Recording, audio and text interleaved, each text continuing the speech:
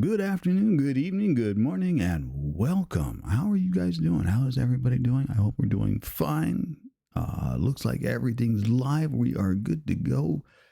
Guess what? It is that time again. And we've come around another week gone, another week down, another fantastic guest star for a Talk Tuesday night. Are you guys ready? Because I certainly am. I'm ready. We are going to have ourselves an absolutely fantastic evening. Hello, Jillian. Rose, Rambling Danny, Jazzy, Cell. I think I've got everybody here. No, Foxy. How could I miss the Foxy? And I see a baby chumpkin hiding out there. Gladius Cat, good to see you, my friend. Welcome in, welcome in. I hope everybody's ready for tonight's guest star. They're going to be fantastic. They're going to be amazing. They're going to have us a story that you won't believe.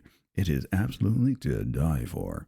Tonight's special guest is a variety streamer who likes to stalk his prey, a regular personality seen as a hex in the Dead by Daylight series. This phenom of looping skills and self-sacrificing to see the machinations of the killer's ruin is a must-see streaming attraction. From hunting ghosts to being stalked by nasty things, this streamer has all the tools in their toolbox to come out on top. And I'm telling you what, they are standing high on that mountain.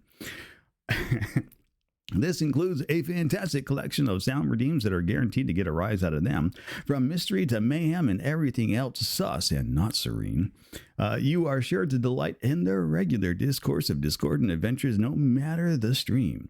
So hop on by and check out this energetic and mysterious streamer of the darkest location. I present to you the first class weenie, the shadowy screamer and epic memer. We are talking about none other than the absolute fantastic Carmine2361. Carmine, welcome to Talk Tuesday.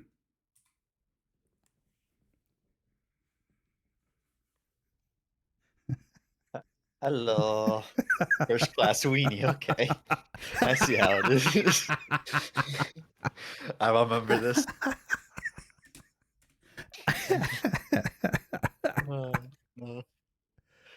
Well, you know, I think I covered everything that describes a Carmine, don't I? I'm pretty certain I hit all the buttons. Gotta add in Carmine also dies in every video game he plays as well. In the most gruesome way possible. It's fine. It's fine. Yes, at least everybody is indeed enthusiastic about the weenie. Now, for those of you new around here, Talk Tuesdays where we sit down, we interview a fantastic streamer. Carmine has volunteered to give up 3 hours of his very busy time to come hang out with us. So we are pulling him away from ruining stalkers and killers' afternoons of fun. So we appreciate the time. There are redeems down there in the bottom for so that you can ask this fabulous streamer all kinds of questions. Get in there, ask away. Don't worry about trying to keep up with the questions, Carmine. I have a little program that's going to capture all those so that I can keep up with what's going on. And you can just focus on telling us all about your fantastic self. Now, should a question get by my filters and I ask you something that you feel does not deserve an answer because it's either too personal or you do not feel comfortable answering it, whatever the case may be, feel free to say no, we'll skip it. Like it never happened, we'll keep on trucking. So you only ever have to answer the one that you want. And then, and if we get some really bad ones in here, occasionally I may still read them out, but I may start picking fun at them. Feel free to jump in there and pick fun at them as well, or give me a hard time about picking fun at them. I'm sorry, Zoda. Credit card numbers 1, 2, 3, 4, 5. Figure out the rest. That's all you get. Gotcha. I'll read the code as we speak. So, you know, that's kind of how that works. Exclamation puzzle in chat will get everybody a link to the puzzle. If you want to get in there and do it, you're welcome to do so. But other than that, are you ready to go? Are you good to go? Has everything make sense? Do you have any questions for me before we get started? I am ready as I'm going to get. There you go. There's the fire we expected from the Carmine2361. That's right. Well, then, without any further ado, I'm going to add a few, just like 30 seconds further ado because I forgot to do the thing. There, I did the thing now. Welcome to Talk Tuesday. We are now live. See, We've got the Carmine up in the corner. We have the puzzle on the screen. We have the tag question counter in place. Do the thing. We've done the thing. We have done the things. We have all kinds of fantastic questions coming in for you already. You ready to kick this off and going? Yep, I am. I hope so, because if you're not, well, too bad. We're going anyways. No, I'm just kidding. Yo, V, welcome in, welcome in. I had to stop and think for the name. Carmine, your name. It's an absolute fantastic name. Where does that come from? How did you come up with that name? What is the story behind the creation of that nom de guerre that is absolutely fantastic and amazing? It's more that I joined it for one of the first video games I played, because I'd say I was probably in 3rd grade time, way too young to be playing Gears of War at the time, watching everybody die and all that stuff, and then watching this cool character in armor against Sean. Hey, yeah, I'll take this name. This seems pretty accurate to me. I'm gonna die a lot in video games. Let's take it.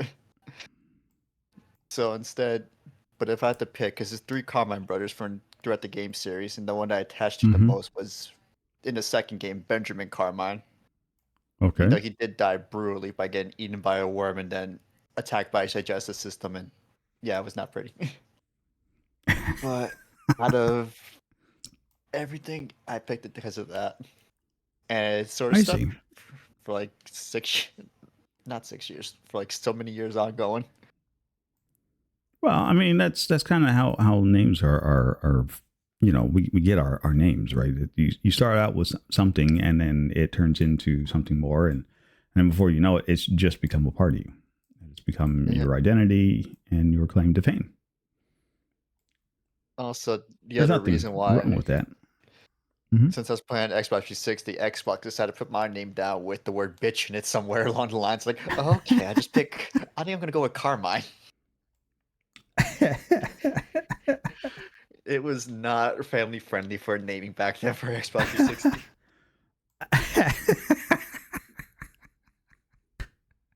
That's fantastic. It's fine, right? I was just kind of curious. Like I feel like every streamer so far has a different story for why their Twitch handle, their Twitch name is what it is, and it's always fascinating to find out what they are. Which is why that's one of like the always questions we ask, is because honestly, I'm curious as to how you came across such an interesting sounding name. Because we all call you Carmine. I'm going to ask, though, what the deal is with the weenies. But we're going to answer that one here in just a second. We'll come back to that one. So you can chew on that one for just 30 seconds. What got you into streaming? Like, what was the impetus that says, hey, I'm going to go out here. I'm going to talk to a whole bunch of strangers out in the real world and try to be entertaining. Like, how did that happen? It's more of, I watched back then and during high school before lockdown happened. I was like, I'll give it a shot for it real quick. So I got into Twitch, and I found out about Twitch through a YouTube channel I watch, SR Kife. And he had his own group that did Twitch, and I wound up following their community for a while. Then I found more people throughout the community that I was not expecting branched out, and I wound up meeting all you wonderful people. So is that? I think you met a lot of people through the Minkies, if I'm not mistaken. I think there was that whole Baldur's Gate that where you bumped into a lot of people there. Yeah, I bumped into a lot of people through the Minkies and Danny and all that stuff. Krim as well. Actually, it's mostly for Krim. But if it wasn't for Krim, I probably wouldn't have met everybody. Regrets on that one? Do you like, oh, it's all their fault? You know what? Nah, I had to do it. Chaotic. I enjoy it. There's nothing wrong with a little bit of chaos, right? Chaos is good. Chaos in I would say light terms, but no, large amounts of chaos is always the best. Yeah. It was funny. I was kind of spawned into Krim's life as well, because we met through another mutual streamer named Cassidy. So, and she was playing Baldur's Gate 3 at the time, and I wound up finding out Corinne was playing Baldur's Gate 3 when it finally came out to Xbox. Like, you know what? Check out Corinne's stream. And next thing I know, I'm here. So yeah, Nice. that's how So it went. you've fallen in with a large group of people, and then through the amazing tie that binds all of the internet junkies out there, you found your way over to this community. Yep. Oh, excuse me. I think I tapped my microphone. I'm sorry. Swear, I always feel like every time I touch the microphone, it like rings a big bell somewhere. It just. So that's what I heard over there. Yeah, exactly. Ding. Ooh. Yeah, it's a bad thing. Now, did you always see yourself as being a streamer? Or is this just like something that It's you're more like, oh, I'll lines just. that I did more for fun, and then sticking with it. But for me, So it was more of like you just kind of started picking it up then. yeah. Still confused on what I'm doing. No idea, but Ooh. I'm going about it. Okay. I think we all are a little bit confused by it. I mean, it's kind of what happens at the start of anything new, right? You get started on a new adventure, and before you know it, you're like, I'm not certain what I'm doing. Have you been having a good time so far? Yeah, I would say so. Nothing along the lines. I just have a very bad commitment of starting games and then not finishing them, so I gotta go back to those. So you're in that camp. I see. Yes, I'm pretty sure I got affiliate when I was doing Final Fantasy, and then I never finished Final Fantasy.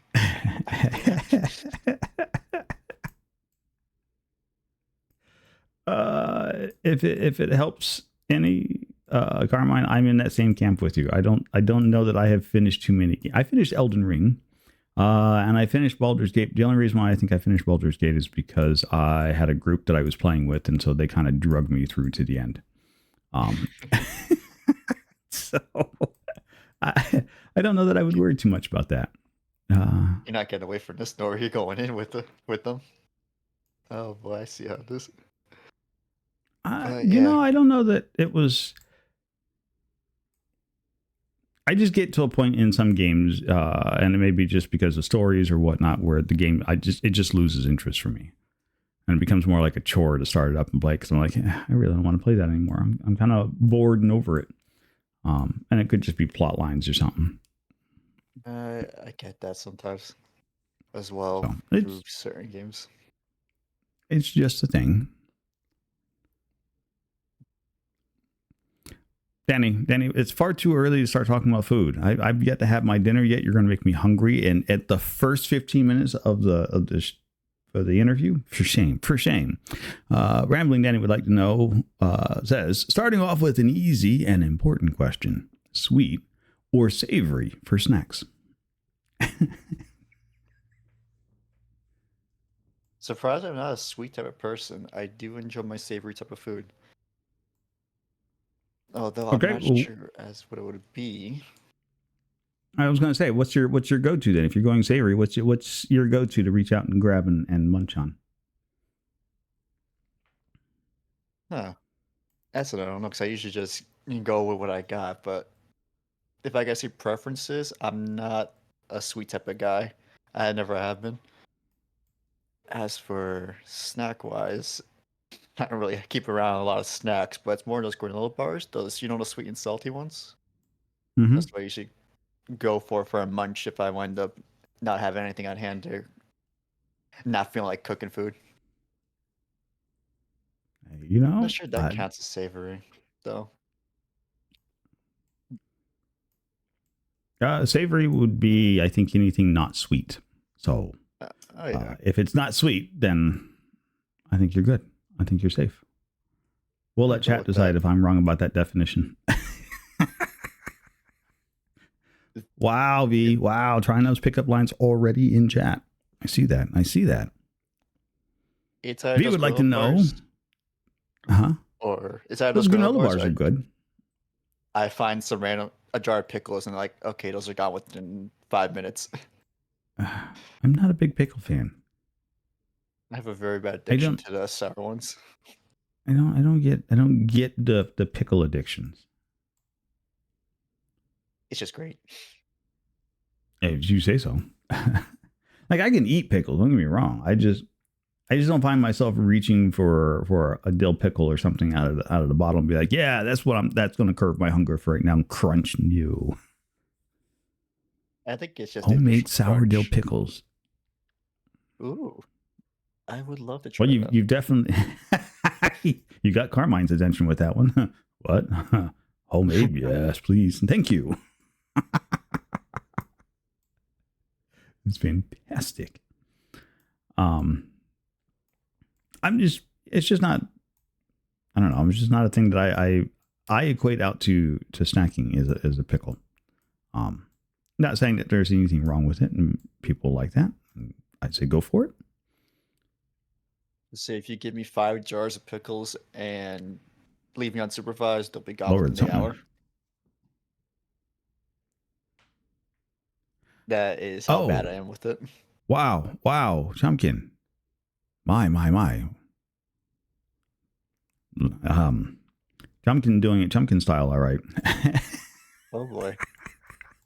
I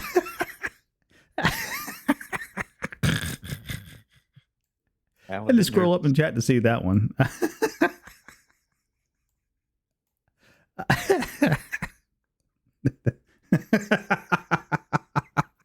Oh my god. I just found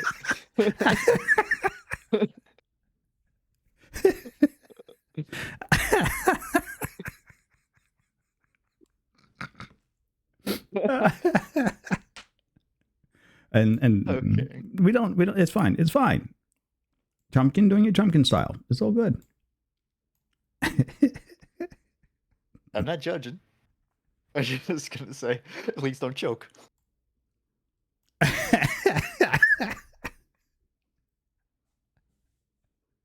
Never judge. Nothing but love. Yeah, I find as of lately, if I'm reaching out for a snack, I'm reaching out for potato chips or crisps, as some of our friends from the other side will call it. Like that's my go-to. Potato chips. I like the potato, and I like the potato. I like the fried, like the oil and the salt and the starch. Like that for me is like the golden ratio. And unfortunately, yes, I will not just eat one. Okay, so you go down that type of, I don't want to say rabbit hole, but it'll be gone within an hour is what I'm assuming, right? Well, so I go when they're on sale. I will go to the grocery store and I will buy a couple bags of Lay's potato chips, and I will. I just look up, Nora, you're not helping. You know, I didn't say I was going to try and help. It's fine. It's fine. Speaking of which, what type of potato chips? Is it regular, or do you have a specific type of flavor you go for? No, I just plain Lay's potato chips. Like seriously, when I say I just want the salt, the starch, and the oil. Like that's it. Oh, okay. So you got the superior one. Yeah, that's all I'm down for. Like that's nice and easy. There's nothing like magical about it or special or anything else. It's just a plain regular potato chip, and it works. I'm happy with it. It does what I need to do. It satisfies the need for something crunchy, and salty. All right. Nori, the potato chip purist. Not really a potato chip purist. That's just my preference. Like I used to do like sour cream and onion or the salt and vinegar. Oh, salt and vinegar is always so good on occasions when you're in the mood for it. I haven't had salt and vinegar. I always go for the barbecue one. Oh, you should try salt and vinegar. That's so good. So good. All right. I'll add that to the list. But what makes the salt and vinegar so good, right, is that tang from the vinegar. So if you like tartness, right? It's eating that potato chip, and you get the tang from the vinegar, and it's almost like a washing of your mouth. It like refreshes your taste buds. Let's be fair, Cat Dad. Lay's has been making weird flavors for quite some time. A lot of potato chip companies making weird flavors. Pringles and their pizza chips, right? I'm sorry, what? Pizza chips? Yes, pizza chips. Okay. Oh, have you not seen those? I have. Okay, I if you haven't go seen any of the Google weird Pringles, flavors. Okay. if you go Google Pringles, right? Like one of their old commercials used to be the fact that you could go get like any 3 cans of these and you stack the chips up to make your own custom flavor. And so people were doing like, oh, I made myself a barbecue pizza hamburger or something. And Oh, okay. I would see that as a top bill, if anything. it's just like, really, why? It's Now, if more I want to along get the- my custom flavor, I have to buy like 3 times the amount of chips that I want. Yes. And then you go bankrupt and cry about it.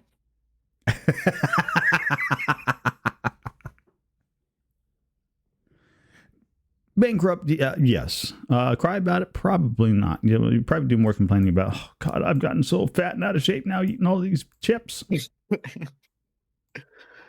Like, how could you make these so addicting? Oh, You constantly know, slowing me down. I swear I think they actually do put something in them to make them relatively addicting. I think they add like MSG or something to them. MSG is a really, really neat piece of chemical that you can add to something. It just makes it taste so much better. And then it's like highly addictive on top of all that. And you're like, why? Why? Oh no. So time to look out for that when I'm getting products. Okay. I'll remember this. MSG. Yeah. Monosodium glutamate. Let me tell you what, that will definitely wreck your taste buds. Sad thing is you can actually order MSG in just like regular form. You can just order it online and they'll ship it to you, and then you can just add to whatever it is you're cooking it and throw in MSG you want. I'm like, really? Oh no. Oh yes. Oh yes. They'll sell you deadly addictive food stuff. It's fantastic. But don't take my word on it. You can. There's a YouTuber. What's his name? Fuck. I was just watching him too. He does the whole and he complains about everybody's cooking. Wow. Now I have to go look him up now.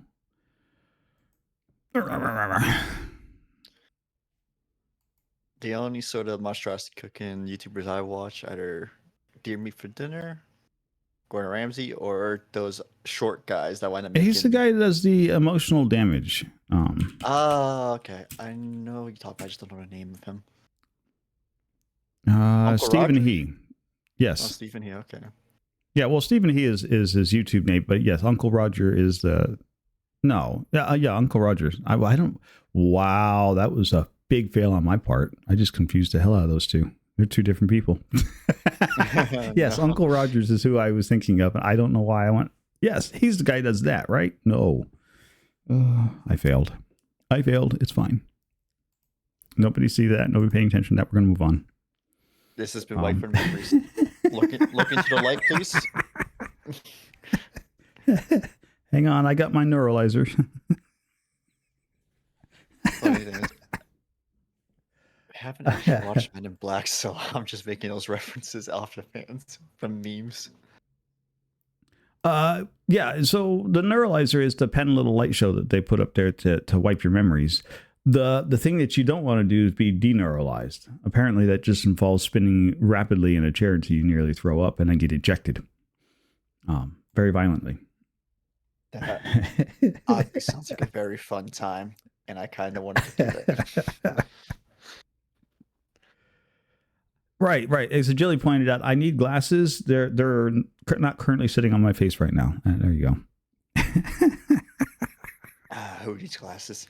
You can see Uh, semi-fine without them.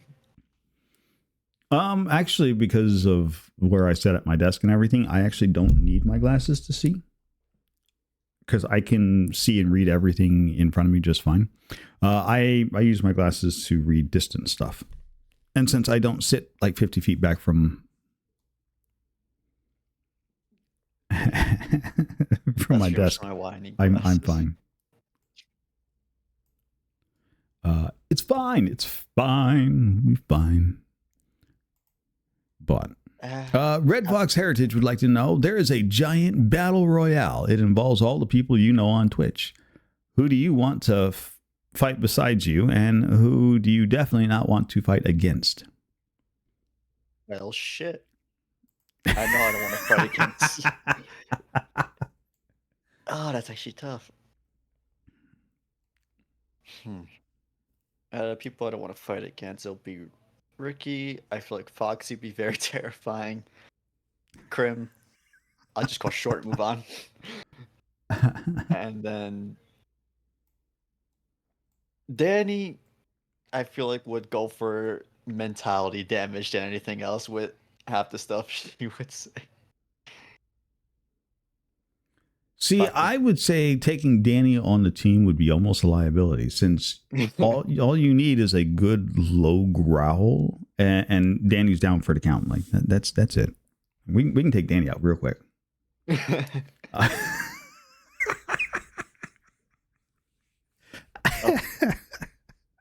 I'm definitely joining an Orca along with me just because it can loop everybody. And murder. Let's see. I will take Foxy. All it takes Foxy is someone to say the forbidden name, and maybe she might go on a murder spree. There's a forbidden name? Oh, I've got to hear this one. You said the forbidden name multiple times. I will not say it. I said it once. Actually, no, I'll say it in a different language. Oh, you're talking about her name. If you call her incorrectly, yes. You call Foxy incorrectly? Yeah. No, well, we'll leave it at that one. Just well, you know, the sad part is your name in my chat is the same color as the thing that you don't want said. I don't want to be referred to by. And then the first 3 letters, again, I'm like, right. So I feel like this is an intentional sabotage trap. Like, ha ha ha ha ha. She's got us. Look, for me, I'm colorblind, people.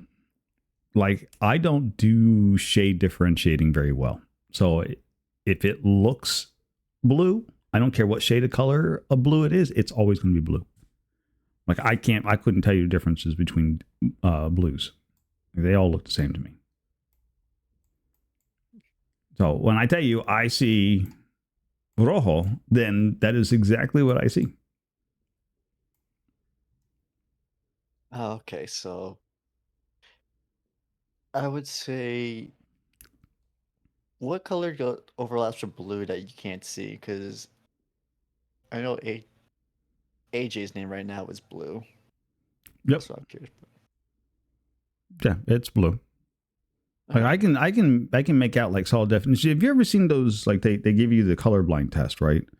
Where it's got the number in the middle of it, but then it's like multi shades in through there. Yes. Like the number is one shade and slightly off from the other shade. To me, they're all the same color, so I don't see the number. Okay, so that's how. But the problem is I don't see the number on every one of the cards they put in front of me. Not just like 1 or 2 of them. I don't see any of them. And so like you're just absolutely colorblind. I'm like, not really. I can see color. I don't differentiate shades. So I'm gonna say me.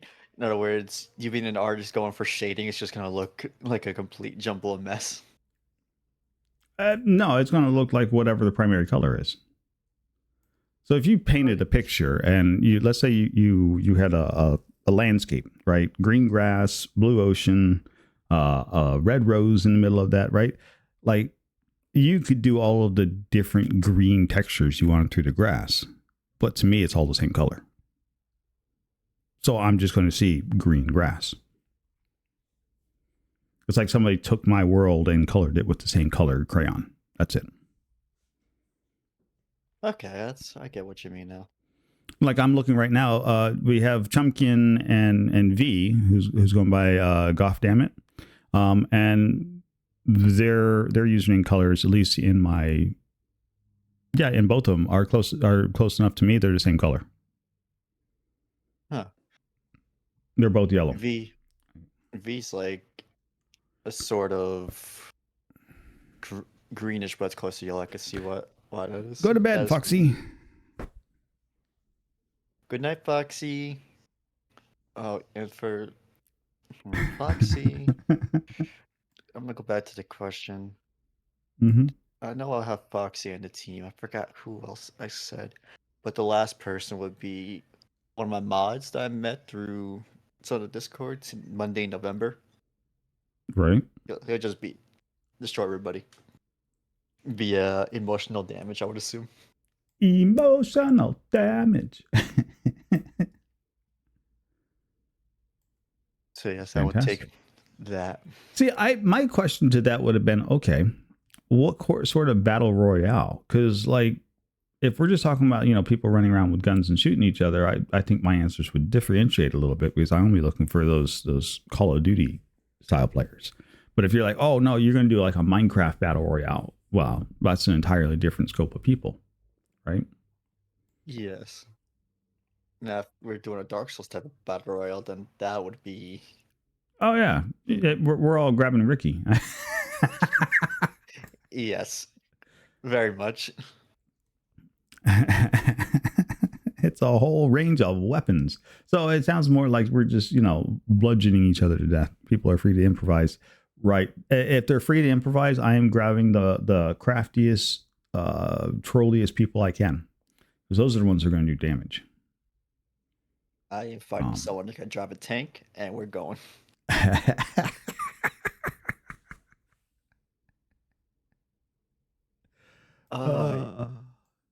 Precisely what I'm fighting. So with a tank, if it's a GTA type of battle royale. Oof. Oh, yeah, that would be pretty much that. Do you play GTA? Yeah, I go to GTA every time and then, although all my progress is on my Xbox and my character's on a different account than the one I made on PC, so it's more of a nightmare to play that now. But I just didn't know if you got, because I know Krim gets into some GTA on occasions, and I can never remember if I've seen you in their shenanigans or not. That's the only reason why I was asking. Okay, let's be fair. We all get into so much shenanigans around here. It's hard to keep track of who's doing what to whom and when. Yes, that much is very much agreeable.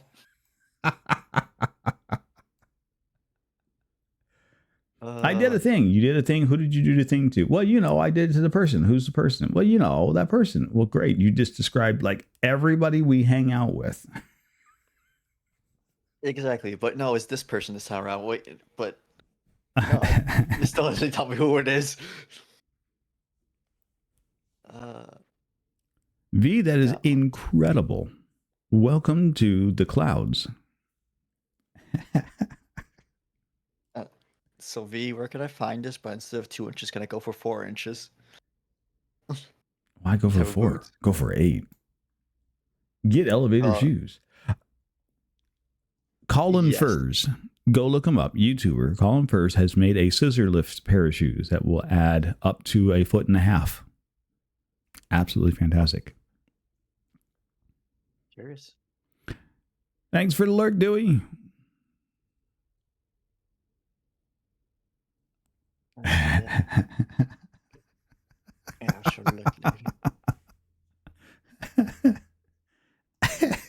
Everybody's looking for boots right now.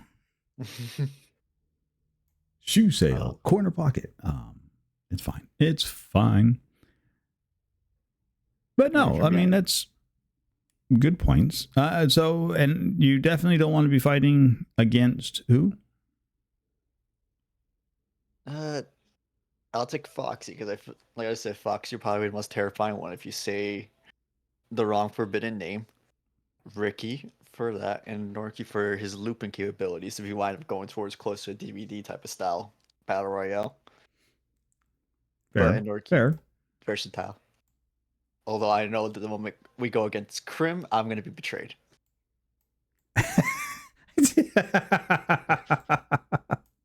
I just assumed that was a normal Crim thing, you know. Nah.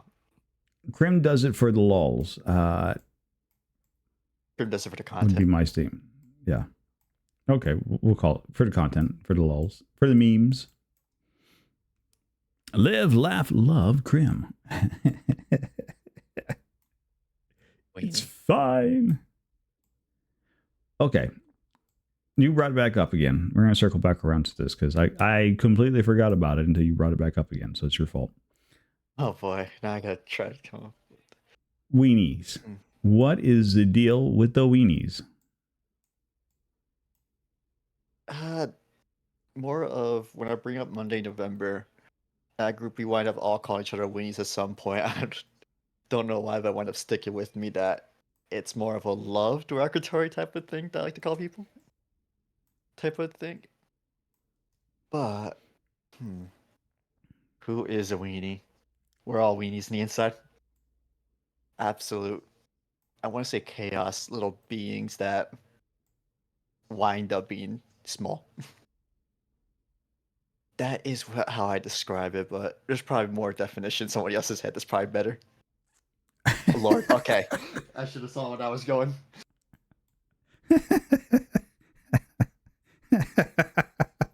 You teeny wee. Bye, V. Have a good one. Thank you for dropping by. But yeah, that's where I got weenie from. I wind up sticking, and I wind up calling people weenies that I want to join. That's also Weenie Hut Juniors. I remember that one from SpongeBob. Would I go back to as well? So it's just a term of endearment for you. Yeah, that's what it is. Well, that's fair. I mean, that's the whole point of this is we're here to ask questions, and so sometimes you get questions directly from the audience, and sometimes you have to deal with mine because it's my show at the end of the day. So just be asking the out of pocket questions, and I'm like, okay, yeah. how about hear some this?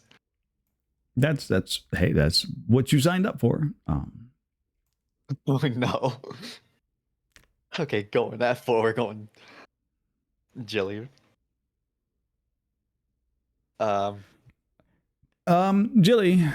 So weenie here in the that is one definition for a weenie. Yes, it's the thing that moves between the legs. Another definition for weenie is colloquially here in the South, where I think both me and Carmine are from, is another word for a hot dog. A very, very small hot dog. Very teeny, tiny hot dog. A weenie. Baby hot dogs.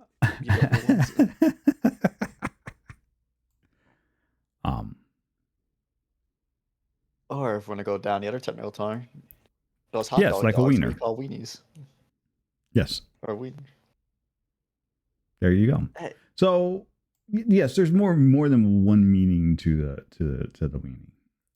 In this particular case, I think he's just using it as a term of endearment, which is fine. Like, who doesn't want to be called a weenie, right? I mean, for real. Just don't take it out of context. Or don't take too much heavily into it as to that way. And it's going to be weird.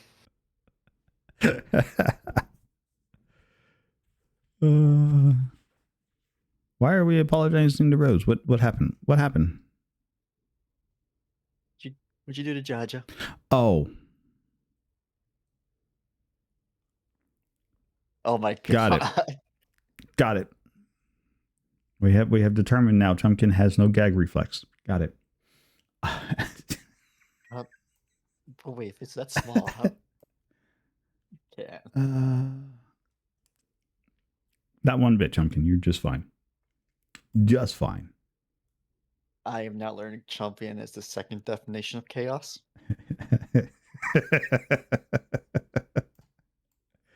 we love chaos, right? Chaos is fun. Yes.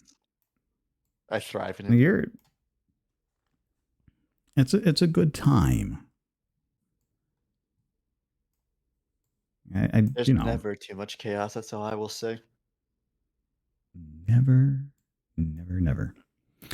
say never. Oh no, no, I'm gonna start singing that song that I keep forgetting what it's called. Jilly B would like to know what game you didn't like that you were interested in, but oh, excuse me. What game you didn't like or / was interested in, but now you love it?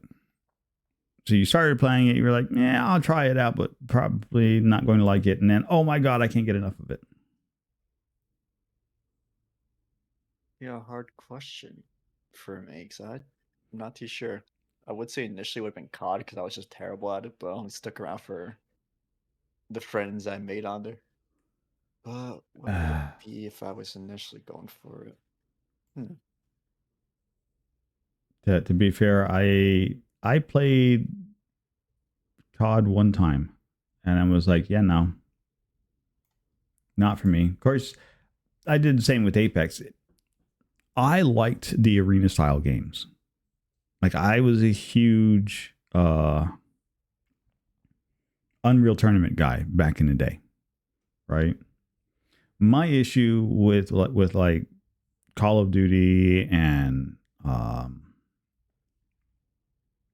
Fortnite and the games like that. I would say a bit too competitive in some way. No, my issue with all of those is that that's not competitive. Oh no, I used to do tournaments, dude. I was like big into tournament scene, Unreal Tournament back in the day. No, my issue with those style games is that there are so many choices that you have to make a decision on. Like back in Unreal Tournament, there was like maybe 15 weapons in the game, and that was it. So you found your favorite weapon, and then you just learned to go find it wherever it was on the map. And then you went about your job of killing people. Like that was what you did. That was all you had to worry about doing. Fortnite, there's like, oh, well, you got this weapon and it has this scope on it, and I can add this upgrade to it. And you're trying to make all these decisions really quick while somebody's trying to shoot you. Yeah, I would see that being an issue. So you're more, from my comparison, a type of Halo old school guy where everything was set and predetermined. Well, so I mean, it was all skill, right? You were either good with the gun you chose, or you sucked and you got killed. And I already know which category I fell under. And so it became just one of those, if you wanted to be competitive, you got good, and if you didn't really care and you were playing the game for fun, then you didn't. And that was just the way it rolled, and it was fine. Like some people had a lot of fun that way. And then there were others like myself that was in an Unreal Tournament 5-man team that was in the top 15 of our area, of our region. So you played at a really high level. We always hoped that would turn into like an esports game. Unfortunately, it didn't, but I think it kind of laid the groundwork for what esports games are today. So. All right. I got that. Let's see. Now to answer the question, I think if we're going to genre, I was really hesitant to get into, real-time strategies like Age of Empires, Halo Wars, and all that stuff. Wind up not enjoying as much as going into it, but after a while, figuring out all the strategies I could do to send an army out and all that stuff, I do like controlling that type of the battlefield in a way. Even though I'm still terrible at it, but the aesthetic of that is what I enjoy, those type of games. So I would go with those type of real-time strategy games. An RTS. Nice. Yeah. That. Excellent. Or it's XCOM 2, and that's just a love-hate relationship with that type of RTS. Going at 99% chance to hit and still miss. I don't know how, but one time I had a 100% chance to hit. Oh, this is a guaranteed hit. Miss. I'm like, how? Why have you done this to me? Please answer me. It's like watching like BG3. You're like, oh yes, you should 100% easily take this guy out, and so you send Asterion in there, and he's like, yeah, no, I'm just gonna. I can't be helped. I can't be asked to do it, and he just utterly fails. And you're like, why? Why do you hate me? Yes, What is BG3 brought back my PTSD from XCOM scenes half of those misses, especially with Shadowheart. I'm like, you have a mace. He's right in front of you. Get him. right? He's right there. What is wrong with you? Oh, Like, internally crying. it's more like internally dying. That too. But it'll be those type of games. You and... weenie, and not in a good way.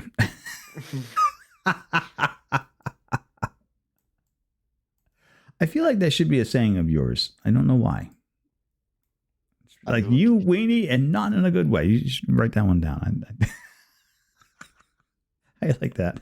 How dare that be a weenie that way? You schmuck. I will.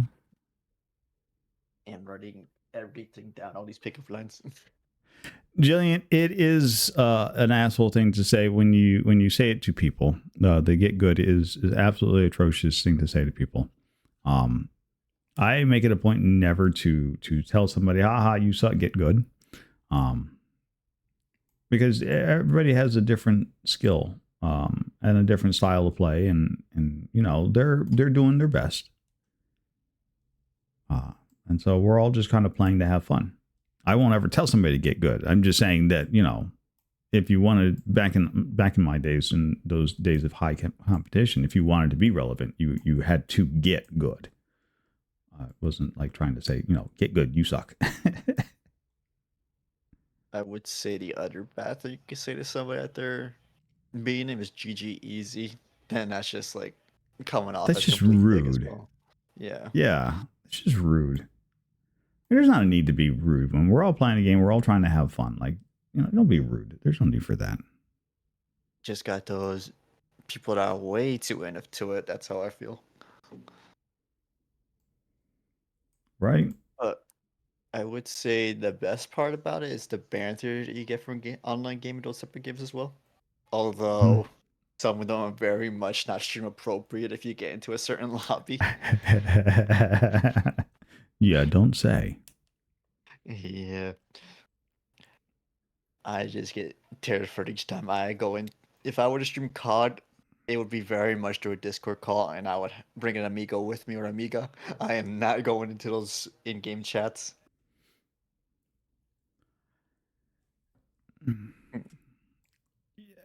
Yeah.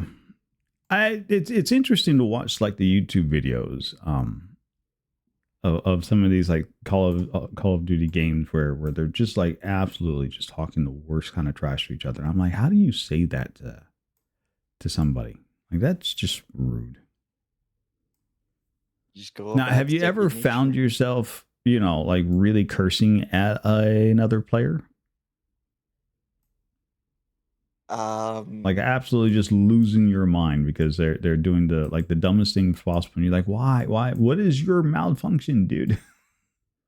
I don't go cursing it, like saying absolute bad words, but I do get annoyed when we're going through a strategy thing. I just see somebody pull out and leave our flank wide open to attack. Like, why'd you leave? Why have you done this? You destroyed me. You're absolutely ruined. But it's more along the lines of, if I am with friends, the banter would get absolutely terrible. That's all you need to know. Especially if we're playing a game like Rainbow Six Siege. Oh lord, those were dark days. Oh, tell us more. Along the lines that was terrible to the point that I know my friend would be shot to the top of his lungs that he would have lose his voice the next day. Type of shouting, we'd be going back at each other at that. That's how bad our rage was. But that was back Oh, when we were all in high school, or like not even high so school, middle high school. sweat moments is what Yes, I those would type of call those. moments. Gotcha. It was funny to listen to, and then the other banter being my other friend being a headshot magnet and him getting absolutely livid about that, and the rest of us just taking a piss out of him. Oh, it's all good. Fun times, I would say. No friendship How does ending one moments. become a headshot magnet? I just see if he goes into the room, next thing you know, he's dead by a headshot every time, or he gets immediately domed right off the bat of spawn. It was quite the Wow. sight. It was only him too. See, like running the big head mod or something. Like, let me make it easy for you guys. Here you go. Yes. But my lord, those were the dark days of Rainbow Six Siege. I only go back to the play for fun and not any of those high sweat moments. I don't want to go back to Now, those days. They were terrifying. is there a game that you played nowadays that still gets you into those high sweat moments? I don't know. I just mainly play for fun. I'm not going for competitive type of style. Okay, so you're not much of a competitive player anymore these days. And I would say I would never was because I was just too terrible at the games to do that. I would say the closest thing I got was Darktide, maybe slightly DVD because I. But when I play Warhammer Darktide, that's like a horde shooter game that winds up you need to stick together with your teammates, and those high stake moments get a bit too chaotic.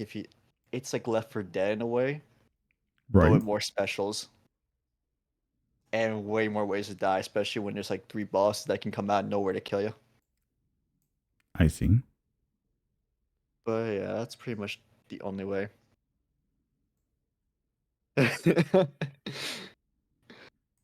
I am definitely an old grandpa. The dark days of middle school.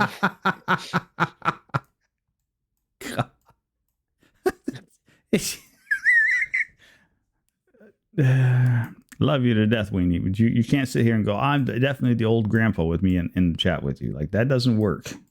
Back in my day when I played Hell Let Loose, them guys coming over your range, we had multiple guys coming around. We had machine gun suppressing fire there. Trust me, son, you weren't there. You gotta be there.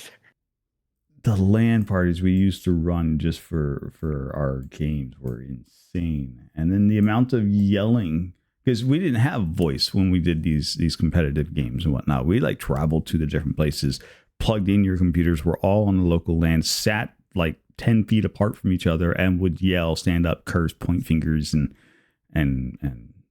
get like all the sweat that you guys hear on your voice chat. We used to do that in person. Oh boy, is there any fights broken out where all is still clean? Oh yeah. Yeah. You can always tell when you had a really good match because somebody broke a tooth or, was going to the hospital.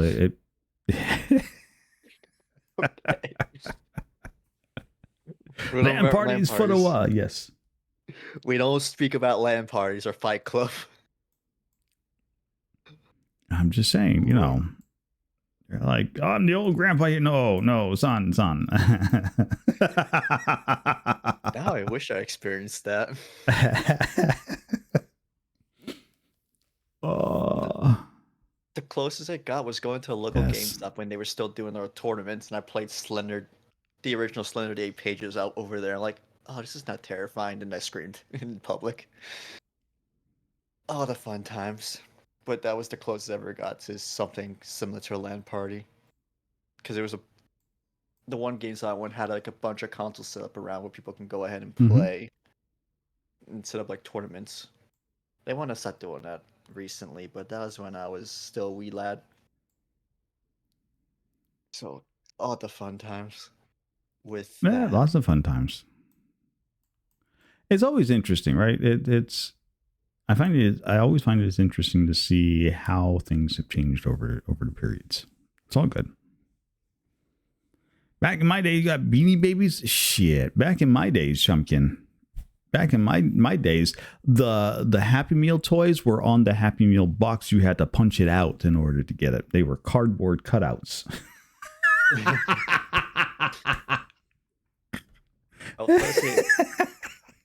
I remember that, but instead there were plastic bags in the box. I'm like, oh, okay, then I don't remember that.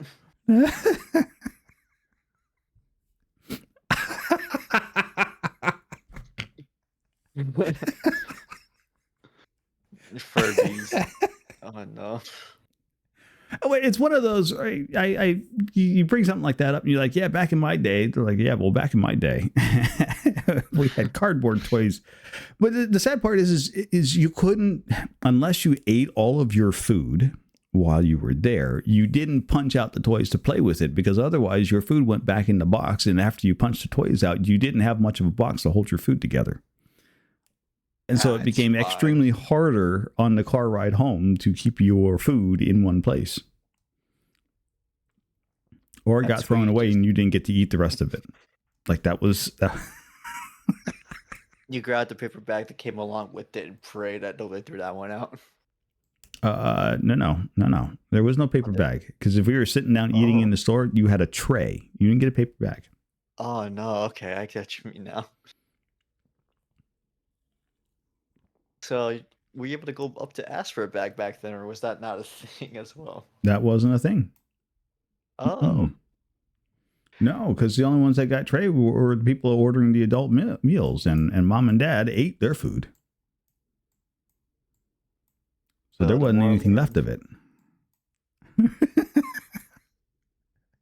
More learned back in the olden days of Nori's juice.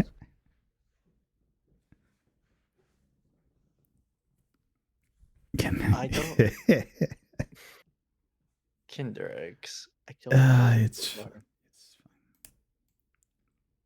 It's fine. Absolutely fine. It's just one of those. It's always interesting, right? And what's even more fascinating, right, is we're talking about it, and we're only really talking about a difference of about 5 years. Like the difference in age between you and me, right? Well, it's probably 15, 20 years.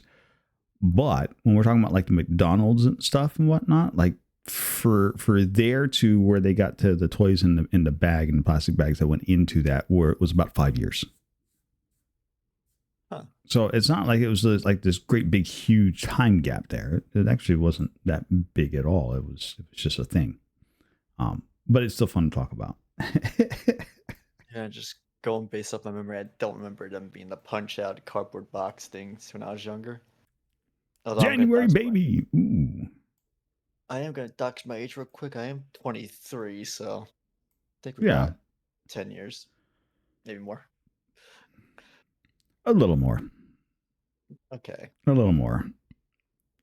just a little bit more. Just a little 25. Excuse me. No. Oh my God. Yeah, we're getting rated.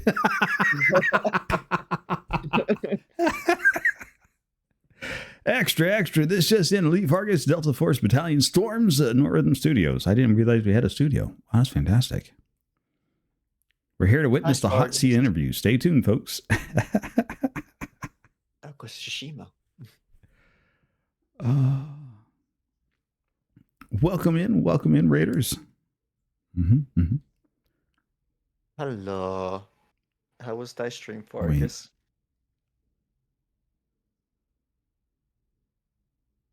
Oh, yeah. That the pet setting. Yeah, you won't get away from the petting sanctuary on that game. Like there is no getting away from that. That's like a full time. They're like, yes, we're gonna put in a solid time waster for you guys. It's fine. Pull up a chair. Sit down. Welcome in, Raiders. Welcome in. For those of you just joining us, we are sitting here. We have a Carmine 2361 here in the hot seat. We are learning all about this fantastic streamer. If you don't know who that is, stick around, find out. If you're a little on the tire side and you need to raid and fade, by all means, that is fine. We love the fact that you came in here anyways, but do take a few moments If you want to ask questions, you want to get to know this fantastic streamer a little bit more, submit yourself a question and we will get it answered. Meanwhile, we are sitting here comparing ages right now, as we've just discovered that Carmine is 10 years younger than me.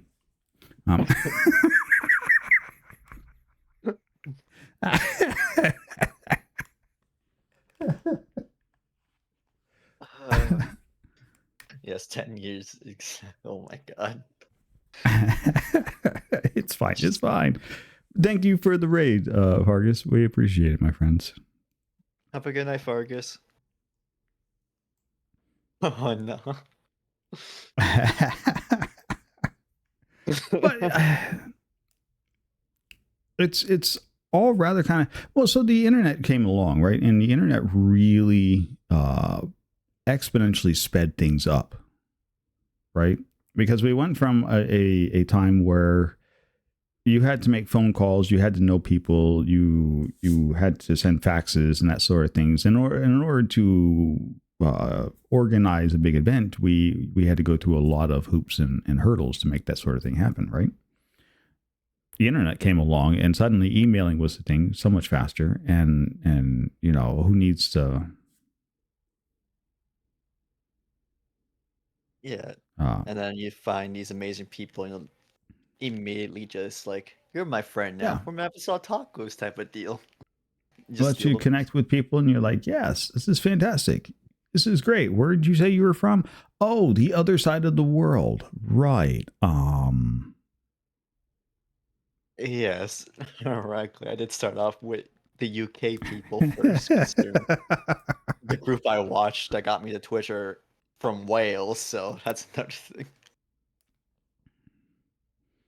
Now, you spend an awful lot of time with the UK crowd, because that's usually where I see you at when you're streaming, and that's who I see populate a lot of your stream channels, which is fantastic. Was there any of the crowd of people that you were watching that sort of inspire you, that kind of motivates you to do things that you know, give you ideas to push you along? That I'm gonna go back with the word inspire. I really like that word.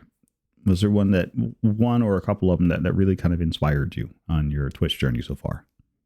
Well, from the initial group that got me to Twitch, they were more of YouTubers that look like they have a fun time and enjoying their games. And since most of them stream individually, because they're like a clan in a way, the Salt Raiders. I stuck to one person by the name of SR Daz, and he had more of a cozy like type of streams and played a lot of horror games, so it was fun watching him get absolutely terrified, while also going back to the initial other cozy game of Play Planet Zoo, and I watch him just relax and have a good time talking to people. That's the type of stream I wind up going with. Fantastic. It's more of a Ivy Oi, welcome in. small community that winds up enjoying it and chatting and having a fun time. I would say I opened up it somewhat more than I have in the past through Twitch as well, connecting with people. Mm-hmm. Let's face it, for me, IRL, I'm a very awkward person to talk to and hang around, I would say to myself. And, well, if you try to reach me by texting, I'll see it, but I'll probably reply yonks later or don't reply. That's not anything against you, that's just me being terrible at texting.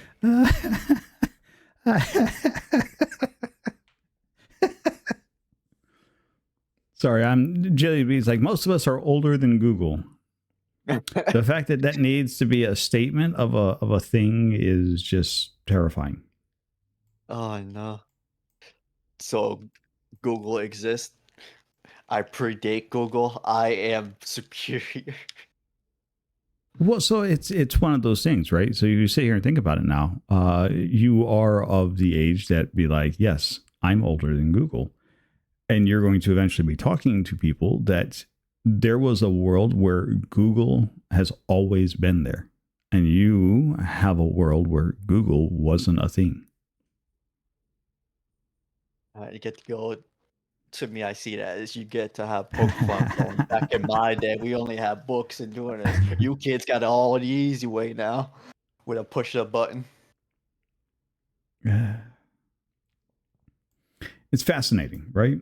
It's just Yeah. one of those. I'm like, oh, yeah, there was a time where that wasn't always a thing. It Hmm. really That is was interesting yonks that way. ago. This word yonks keeps showing up everywhere. I'm like, why? Why does this word keep showing back up again? Yonks. It is an amazing word. Same with ye.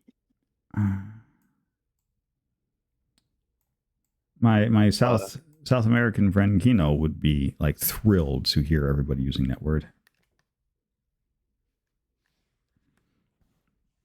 Because he started using that with me, and I'm like, dude, I don't know what that word's never going to catch on anywhere. You might as well give it up, stop using it, everything else. And then I turn around and suddenly I'm like yonks here and yonks. I'm like, really?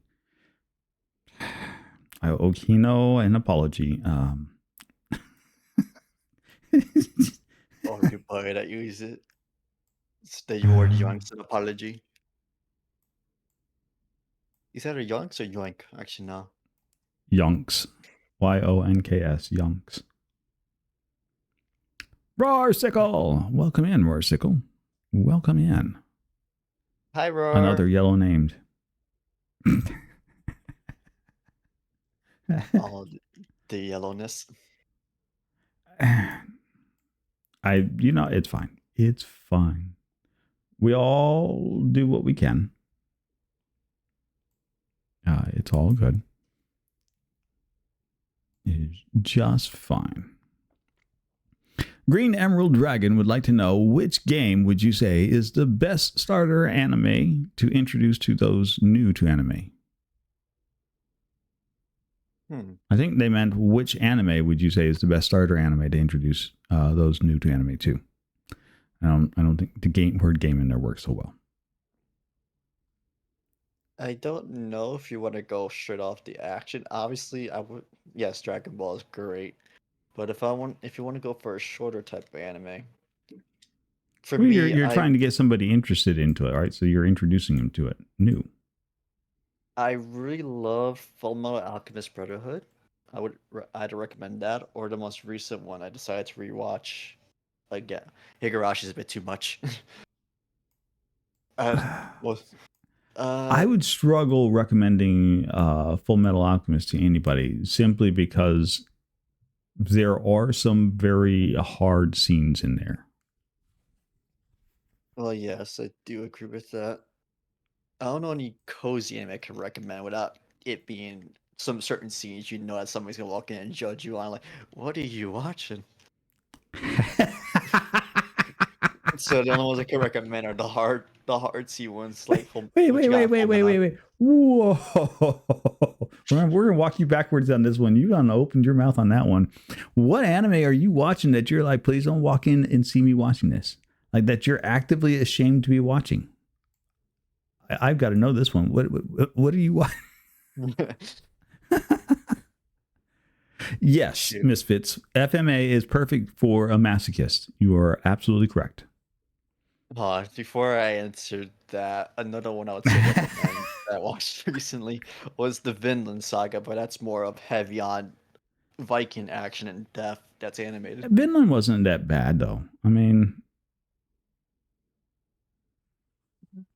I would say later on with it, but for me, I'm thinking back on Fullmetal Alchemist, I can see certain scenes. Yes, that would be too much.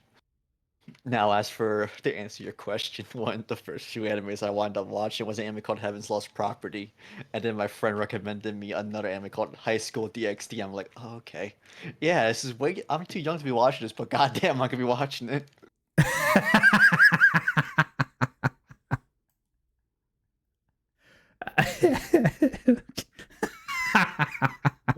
Okay.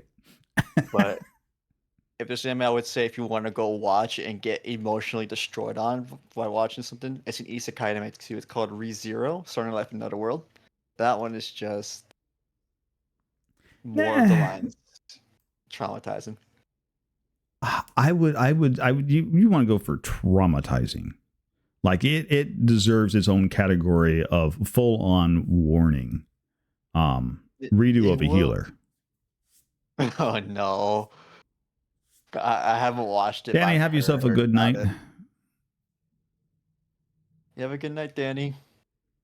Oh, Quartz Party. I watched that on YouTube. I was like, yes. One of the few animes I kind of cried in. Yeah, high school DxD wasn't that bad. I'm like, and I wasn't. Yeah, you just let your parents walk into watching you do that as they're currently midst of half of their undressing scenes, or if you want to do another one, Food Wars. How watching their clothes explode after eating some very good food is a bit Food much. Wars was great. What are you talking about? I would totally recommend Food Wars to anybody new getting started in it, just because it's a good wholesome one. Yes, their clothes exploding off and everything, but that's a pretty staple of anime anyways, and they don't really show anything too exaggerating, right? It's yeah, the clothes rip off and then you just get this textured plain body whatever that's featureless. So not horrible, but it does kind of get you ready for things like that. Like it's not like going, go watch Ghost in the Shell, and in the first 5 minutes of Ghost in the Shell, they show you a naked female. I haven't watched that anime, Green or Emerald, but I will check it out. If you want to go straight up, you want to see that, go watch Cyberpunk Edge Runners, and then there you go. You just see all Yeah, the punkish like things, then you'll definitely see a bunch of naked people along the way. yeah. Like I mean, there's definitely some animes where they will get absolutely risque at the start, Oh right? yes. Either they're gonna go risky, as in trying to completely destroy you emotionally, getting invested with a character, and then watch him die at least 2 episodes later. Vinland Saga. Still mean about that. It's a little burnt on that one, huh? Just a bit. Jillian. I You don't have to tell me about that one. I watched Boku PewDiePie no watch Pico. it. Yes, yes. I have watched PewDiePie watch it. I will not watch it to see his reaction. Wow, what's wrong with Boku no Pico? No, no, no. I just hears a bunch of sword fighting.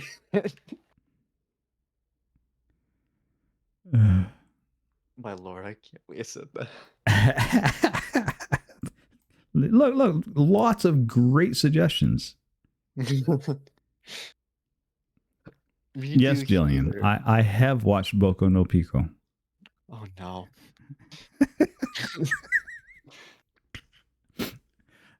And it's taken everything I had to keep a straight face and making that commentary too. But it's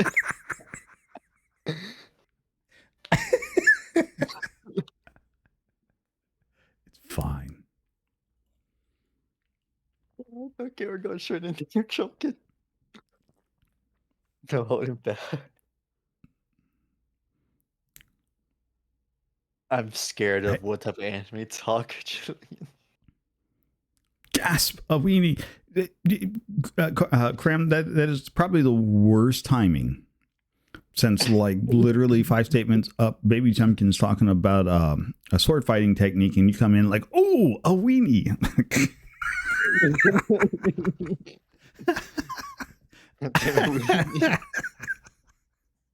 Coming at the proper time. I know. It's fine. It's fine. It's what we're here for. Another Fight them off. one. On guard. On guard. Do not take me alive. What? Yours is that small. How dare? Christ. I see your Schwartz is as big as mine.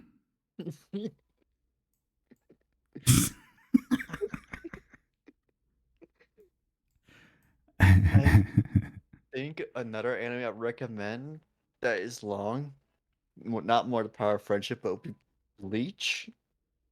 So I do like the whole aspect of Soul Reapers fighting a bunch of demons called Hollows, and you got the other Uh, factions going in Bleach would be that. another good one. Yes, I think for new people coming on board, there's definitely a protagonist that you see. But I mean, if you're going to go Bleach, you might as well go Dragon Ball Z.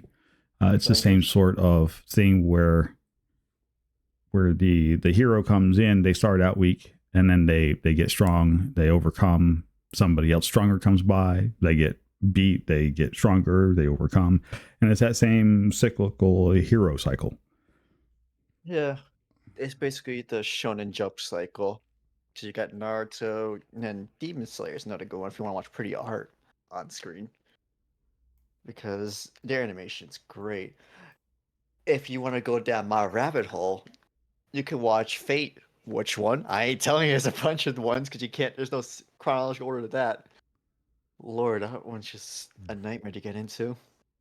You got Fate Zero, Fate Stay at Night, all the alternation of that. You get 3 movies of Fate Stay at Night, Heaven's Feel, which is beautifully animated. Some of the topics are not very comfortable talking about.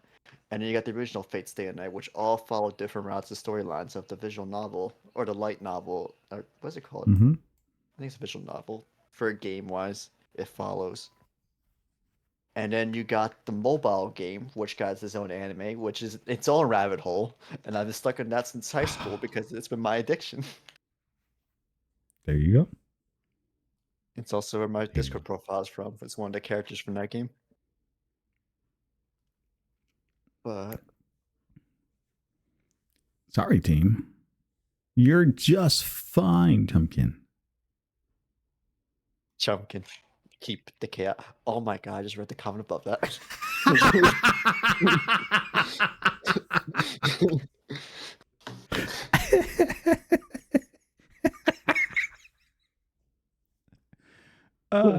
See, exactly.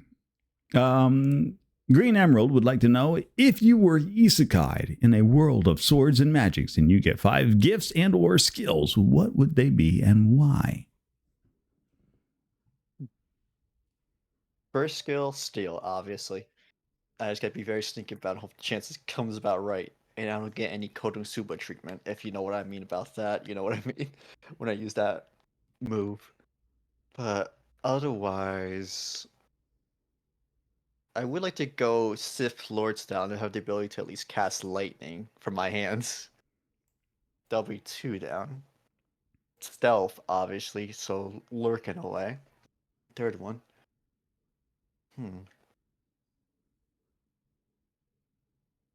And then something completely absurd, explosion magic. That would So probably take a you're going to lot. go back to Konosuba then? Yes, I'm going to Konosuba. I'm sorry. The ability to launch a tactical nuke is funny to me. Underwear of holding.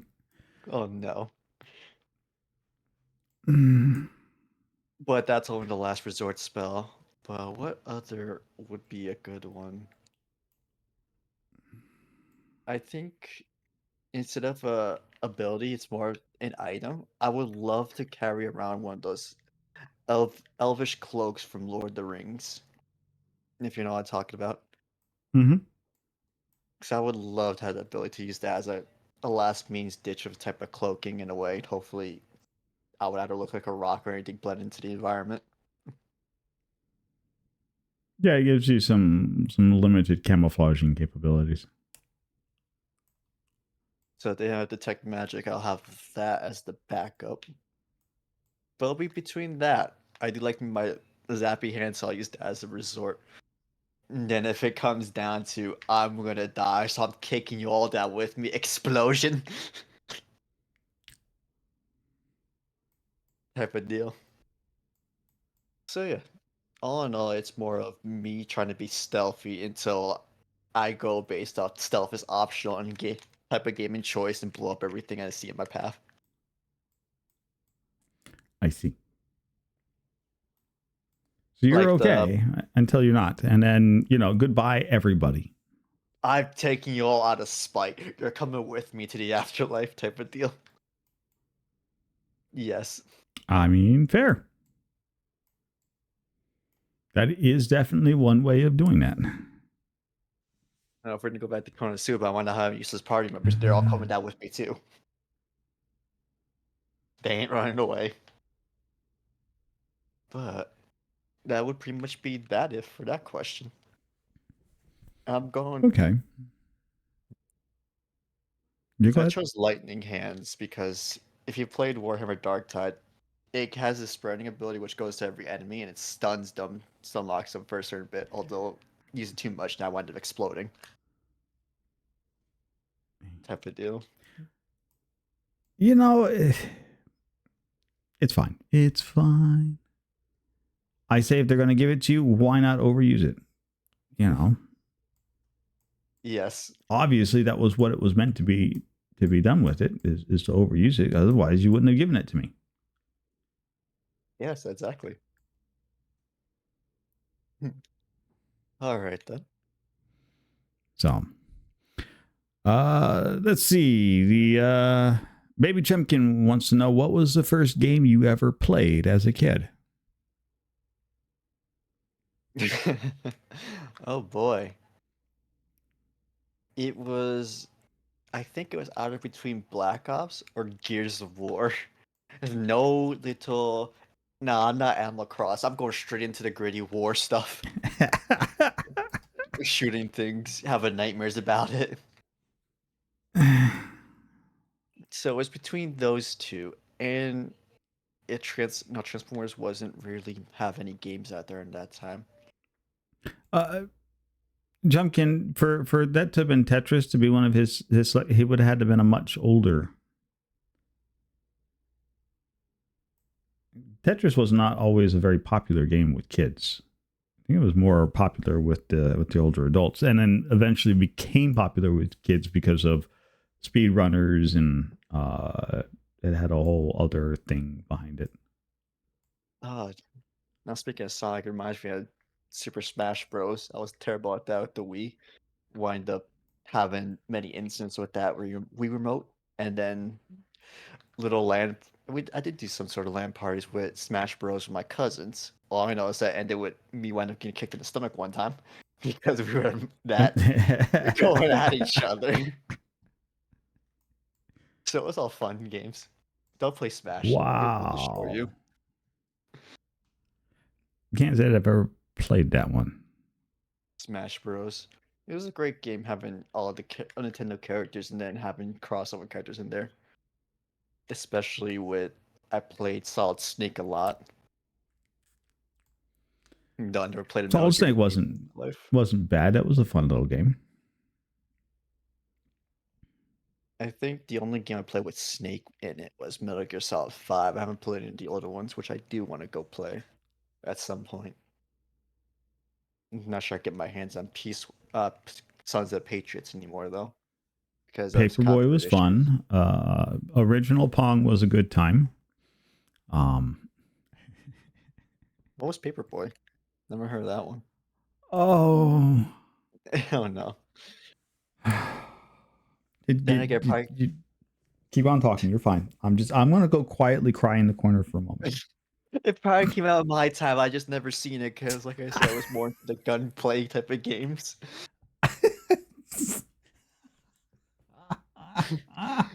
Oh no.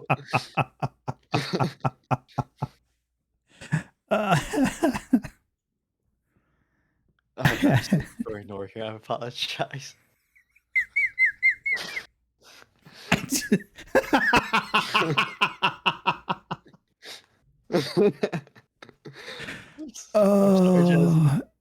You're fine, Jumpkin. Don't even worry about it. It's all right, Jazzy. We'll be okay. I promise. Paperboy was an NES game that you would have had to pick up on the NES. It was I think it was in the 90s when it came out. Early to mid 90s, something like that. You rode on a bicycle in the game, dodging things, and you threw papers at houses. You lost points for throwing it through windows. You made points for getting it on either the mailbox or on the porch. And you basically just like threw papers every which way. And most of us who played it usually try to take out everything in the environment, which didn't net you any points, and you constantly start over again. But it was always funny just to do it. But there, that's your quick study on Paperboy. I mean, me seeing this, it going through the. If it gets in the house, why would we lose points? Who cares about a Because you broke smash the window? window. It's fine. It's fine. You get the Oh, paper. I actually reprogrammed I got a ROM copy of that Duck Hunt game with that stupid dog, and I reprogrammed the ROM just so I could shoot the dog. So every time you shot the duck down and the dog would go jumping in there, if you could shoot the dog, you were fast enough, you would kill the dog too. I hated that dog. I want to get a VR to try out that game at least. I'm pretty sure that one was VR, right? That game that you're speaking of. I know No. which. Duck Hunt game is part of the original. So when you bought the NES, right? The NES came with a cartridge. The cartridge had Super Mario Brothers and Duck Hunt on the same cartridge, and you put it in there. That was when you used the laser light gun and you shot the television screen with it. So no, Duck Hunt was an original NES game. I think there's a VR game about that involves a dog mascot coming out to kill you after a certain while, but it's like the same premise as Duck Hunt. You're playing a game within the game, if I remember correctly. Oh, I have no idea what you're referencing at this point. Sounds familiar, but I don't know. Let's see. You are in unfamiliar Nori territory. Sorry, I can't help Duck you here. Season, that's what it's called. Ah. I'm pretty sure it's a VR game, but it looks like the type of Duck Hunt game with the kid out there having the gun shooting at the TV. Yeah, it's VR. So that's why I went to look up real quick. I do want to try that out eventually. FIFA, yes. I'm not into sports games that much. Going based Really? off that. No. Interesting. Interesting. Jillian would like to know, what is your top 5 anime? Currently, ReZero, after watching the Vinland Saga, Fullmetal Alchemist Brotherhood will be at the top still. You're gonna put me heresy, but I'm still gonna put Dragon Ball up there, but it's gonna be last. Bleach is gonna go before Dragon Ball.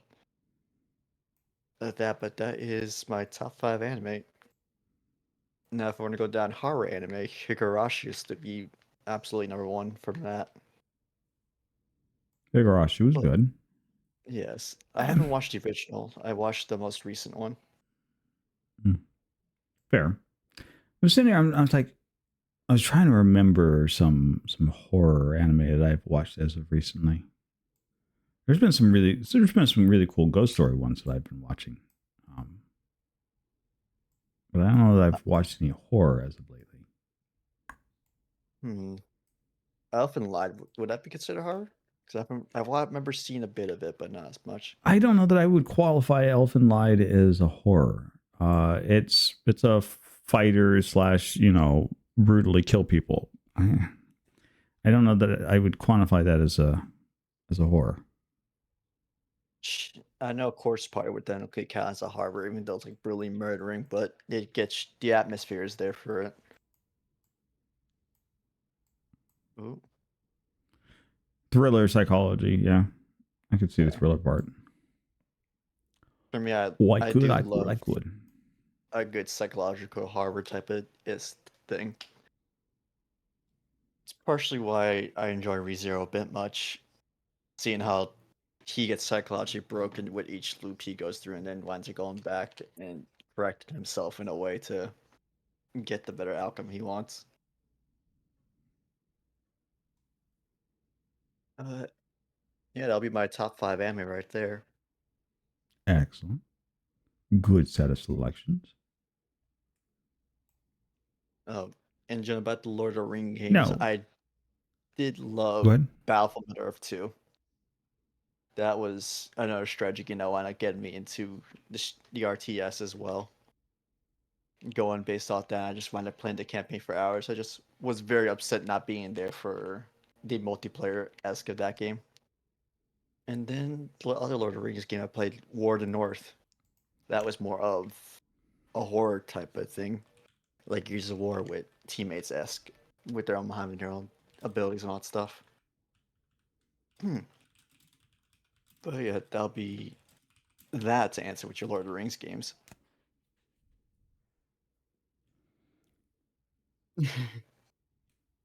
Oh, I think we're a bit of both.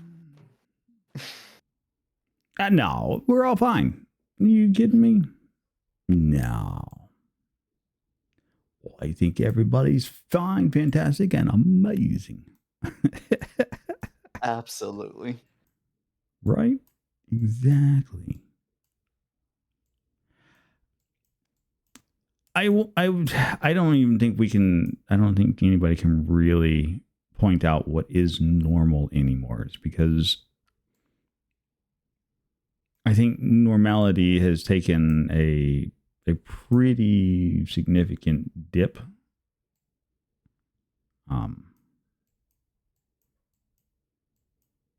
Back then, what I would classify as normal is the SpongeBob episode. Hi, how are you?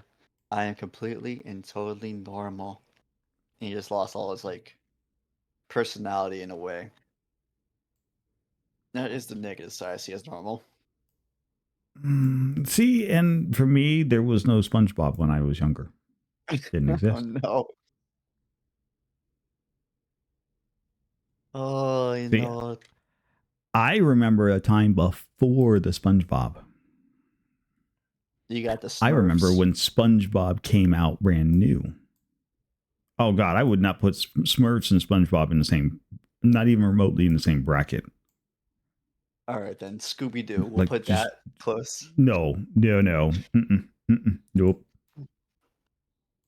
Oh, SpongeBob its own category of complete utters chaos. Okay, then you can't. Category. You can't. Yeah, you're talking about completely different styles of animation, storytelling, like not even sense of humor, written for an entirely different genre of viewers. Like, no, Ren and Stimpy probably a little closer. I would almost say like Ren and Stimpy meets Beavis and Butthead a little bit, and you're probably getting really kind of close. As far as humor goes, snap. Oh no, I'm not. IR Baboon. I remember when that one launched. I am Weasel. I am going to avoid on commenting about these because me not recognizing half of these names. I'm sorry.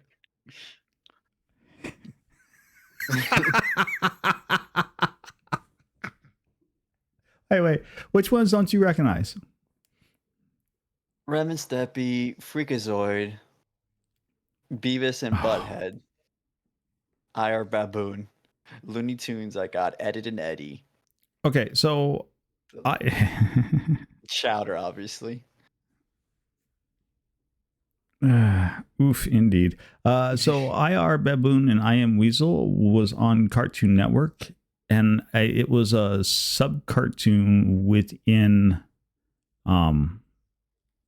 another one, and I'm trying to remember the parent cartoon that had it in there.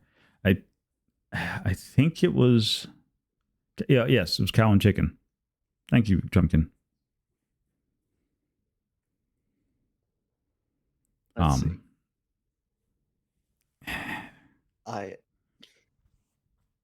Johnny Bravo. Oh God, Johnny Bravo always just hurt my head. I remember watching vividly of Johnny Bravo's cartoons. Chip and Dale. There's another one. There's this animation bird where it's called Cat Dog, I think, where the cat and dog are fused together and they're just moving around about their day. That's Cat Dog. Mm-hmm. Strange about that one. Just don't think too much into that one. How it will be pissing me off. Baby.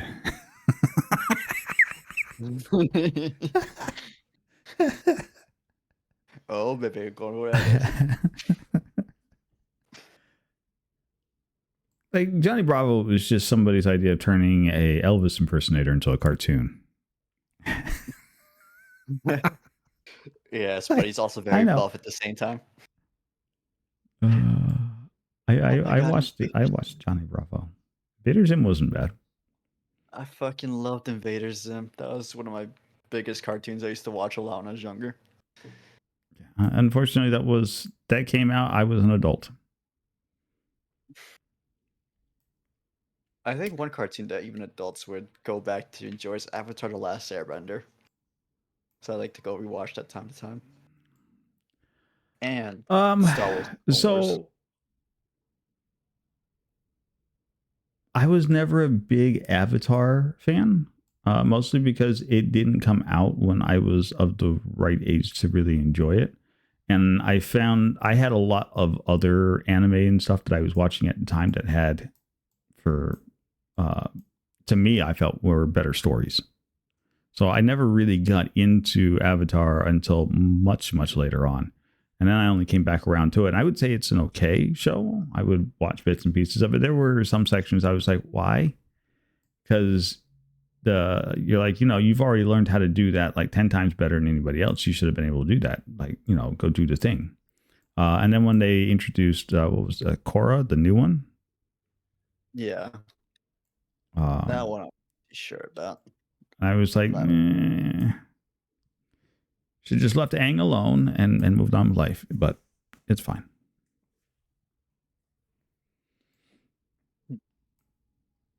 I mean, I would love to see the events that happen after the world building that happen in Avatar, but Korra, I'm not too sure how I feel about that one watching it.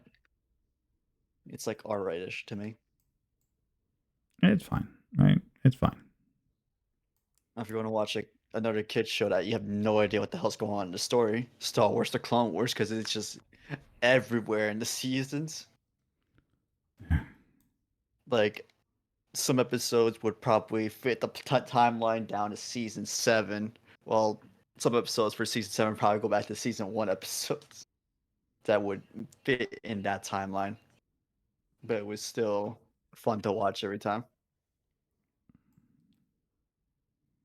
I don't know. I found And Clone Wars just to be rather annoying at certain points of it. Yeah, there are moments in the arcs that I do enjoy, especially with that involves the clones more. Like for me, my favorite arc in that series was the Umbara arc, and that was like space Vietnam for them. Chibi Maruko-chan. Yes. Remember that one? God. I think I heard of that one, but never watched it. Jelly would like to know, if you had to choose, which weapon would you go with? Bow, sword, axe, or daggers? I would say, it's between the bow and a dagger. Because with those two, you could at least try to do a stealth option, or one, you play distance, you only go up close and personal. I think I'll pick daggers to go up close and personal if I'm nimble enough for it to try and do it. But with that, it's more of a great concealment weapon to go for the kill. So I'll probably pick dagger over bows. But going aside for kills, I go for style points as well. You could do a lot more daggers than I feel like I could do with bows in like stylish ways. Right. But yeah, nothing too interesting about that one. I'm just going and showing off that a bit crazy the inside with how I do things. And it's definitely also not because of Vinland Saga as well. No, of course not. Of course not. No, not at all. How could you even suggest such a thing? But yeah, back then, if you would have asked me that maybe a few years ago, I would have been a bow guy because Legolas. I was very into watching the Lord of the Ring movies back then, and Legolas was one of my favorite characters. Nice. Like, okay, I grew up with the books, right? So to me, Legolas was not all that great. Like, he had a bit of a back and forth with Gimli. But in the movies, he definitely got a much bigger uplift than his character was in the book. Huh. So, Okay. like, I'm not, again, not jumping on you or anything about that. Just for me, Legolas wasn't all that great of a character. For me, I kind of like to hear his perspective because I never read the book, so it's quite nice to hear how comparing each to the movie to the books with some of those. Now, I was absolutely a huge Bilbo fan. Let's see, as Like, in The Hobbit, I know they did completely different from the books. I do want to read the books to find out how Bilbo was more into that line than the movie wise. I Yeah, was Chunkin. Bilbo was my favorite. Like, he was the original thief that you read about in the Tolkien series in the Tolkien world. And he wasn't really much of a thief. He was a burglar only because Gandalf put burglar for hire on his door. Like, he was not really a burglar. And here he was just a regular guy trying to live a very uninteresting life. And came along a wizard that wound up taking a massive journey that you didn't ask for, but still enjoyed anyway. Yes, And then became an outcast found too. found the weight of the world happened to be Yes, upon you when you discovered a certain yes, Jumpkins. halfling. I am a Bilbo fan, but I do know that some people prefer the change in letter. Mm-hmm. Oh my god.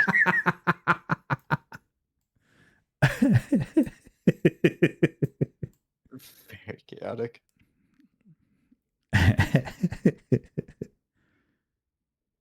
Uh, So many questions, right? Well, we'll get all the answers that we can. Bilbo was always very much a fun. shut in. Um,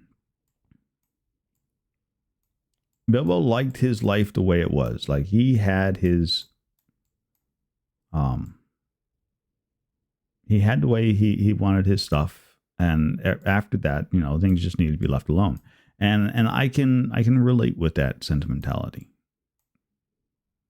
Uh, especially when he's got dwarves showing up at his house and they're talking about cracking his plates and tearing up his stuff and everything else. Like, no, I didn't invite you over to ruin my shop. Go away. They're You raiding his jerks. food pantry. Yep.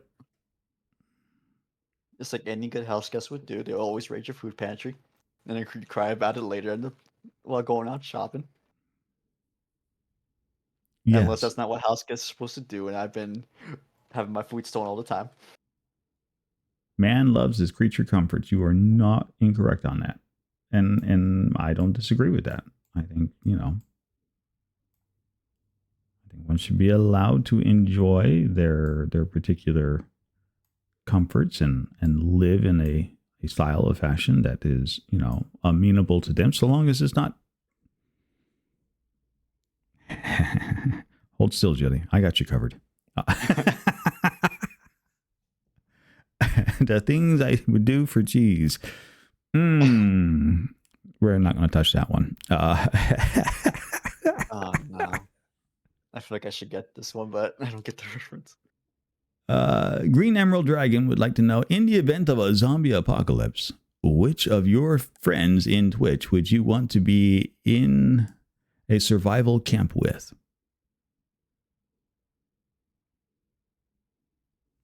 Huh. I'll pick the ones that play zombie games, obviously. I'm obviously going to be still on Krim. I mean, like I stay Decay, Norky, and who else would it be? Maybe Monday. Nora, you seem like you'd be good for tech-wise stuff. I'll be snatching you along. Snatch the Jelly Bean Chumpkin for morale purposes, You got to and do it Chunkin style, right? Jaja for also morale purposes as well. But I think that would be it. If we're gonna go back Foxy as well. But it'll be mainly that tight knit group. Danny, I don't know. I'm sorry, Danny. I, I feel like you would get bit, or I would wind up taking the bite for you. There's that self-sacrificing kicking in. I can see that already. I nailed that one correct. I wind up taking the bite, but if it's state decay logic, I'll use medication. I won't turn unless it's blood plague. Then I'm dead. All right, so talking about zombie apocalypse, right? Which style of zombie apocalypse do you think is the most likely to happen? T-virus, radiation, or Night of the Living Dead?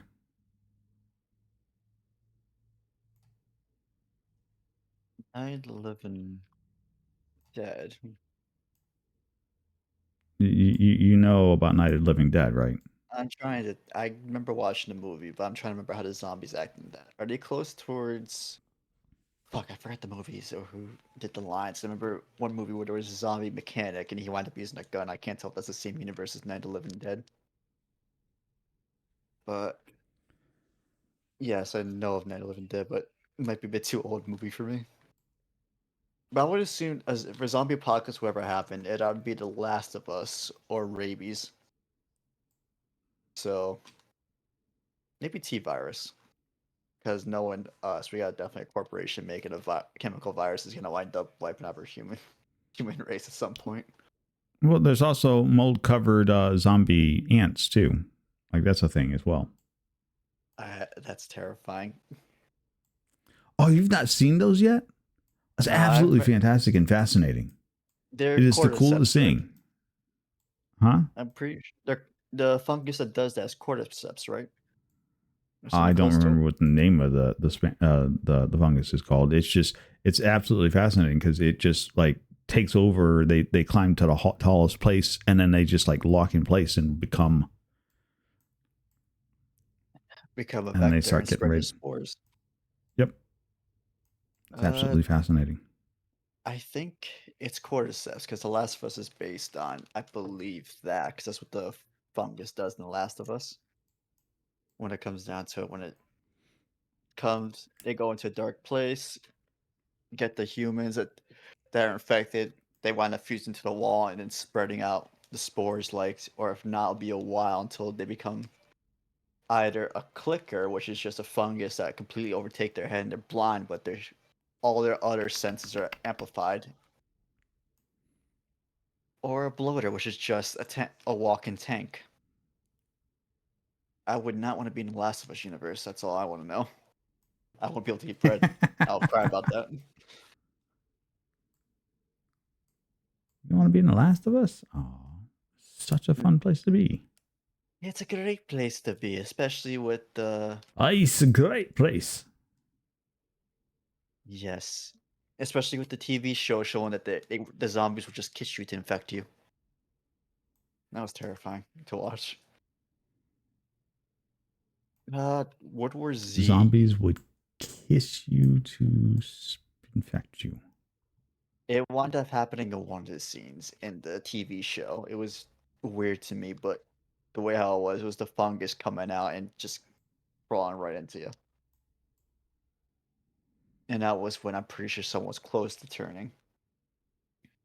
It was a very weird scene. And then there was an explosion, though. Brain fungus. Ooh. Doesn't look like I love a good classic brain fungus. But if we're going based off of zombie apocalypse, Mm-hmm, Day of Decay, I would pick that because the bites there don't seem to infect you until in the second game. What wind up happening was a new disease came about called blood plague, and that wound up boiling your blood to the point that you turned in no time, probably in a few hours. But with it, as long as you have meds and State of Decay, and you didn't encounter any of the freaks that would come along with it, you'd probably be fine. The most worry you gotta be worried about is getting ripped apart. But a bite, wouldn't be as much of a problem if you had like antibiotics and everything else on it, as long as they're not hard to come by, which there probably would be. So that might be the most survivable one, but most likely to happen were Z or the T virus. That is how I feel between those two and the fungus. That is those three are probably the most plausible ones to go based off it. There will be a But fungus among us. It's okay, it'll show. There's actually been cases of zombie behavior within the last 10 years. It's actually kind of, interesting. I know about the zombie deer. You got that one. That Oh, one's I been was talking about pretty actual wild. human zombies. Bath salts were a Okay, yeah, thing go on. down in. Yeah. I remember some cases about that. Wasn't there one here in Florida that happened Yep. with that? There was one in Florida that kicked up, and it was an atrocious thing. And I was like, ooh.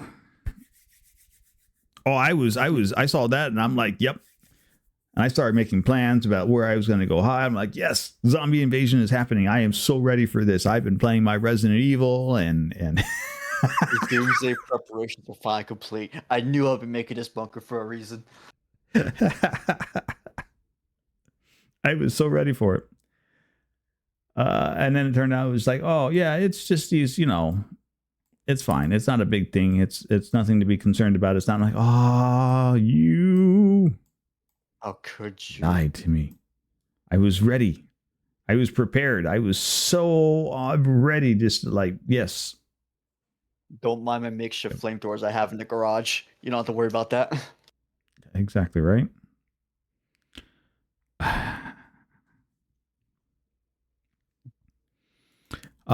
Shamans, I wouldn't worry so much about. It's the voodoo witch doctors down in Nolans that I would be more concerned about. Witch doctor. Roarsicle would like to know, have you watched Orin High School Host Club yet? No, I have not, and I'm gonna need to have that typed in again so I could copy and paste it so I can add it to the watch list of my infinite watch list that keeps on being added to. There you go.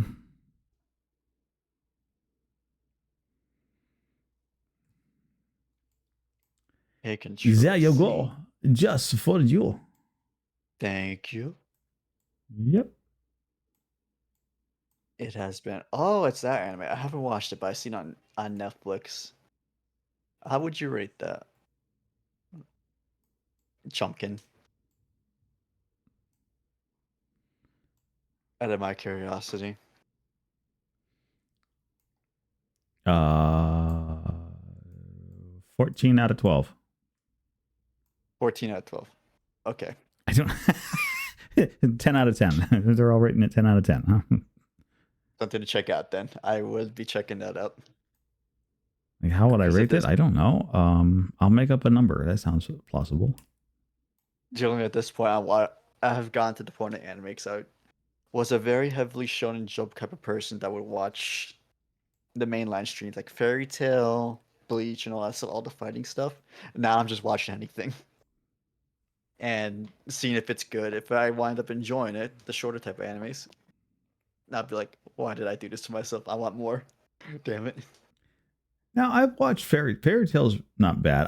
I don't really get into too much of the Shonen Jump series. Like, I'm okay with Shonen Jump, don't get me wrong. It's not a mainstay series for me. What for me, my favorites were always the mech based ones. So like mobile unit Gundam. Oh. Have you watched Out Noah Zero? Yep. Because that one's a good mech one.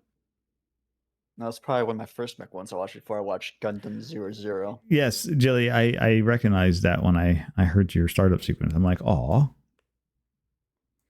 That's all right. I haven't watched Full Metal Panic, but I gotta catch your stream, Jilly, because I want to see which opening or OST for a Fairy Tail you use. Gundam G wasn't too bad. I've only watched 2 Gundam animes. It is Gundam 00 and Iron Blood Orphans. Those 2 I got into and was like, okay, this is very brutal. And then for Gundam 00 being the first season, it was just one-sided battle. And the second season wound up going to be an even battlefield. That's how I viewed Well, that one. it's a lot of the mech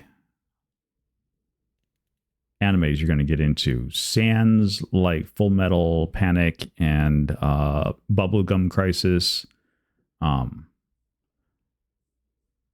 What was the other one? There was a couple of other ones, but most of them tend to be like war battles. And the interesting thing about the war battles is they tend to do this thing where they'll give you both sides of the story, and then keep the war going on and on and on without ever solving the war, finishing the war up. And the reason for that is you keep coming back to watch, and then you're getting both perspectives from either side.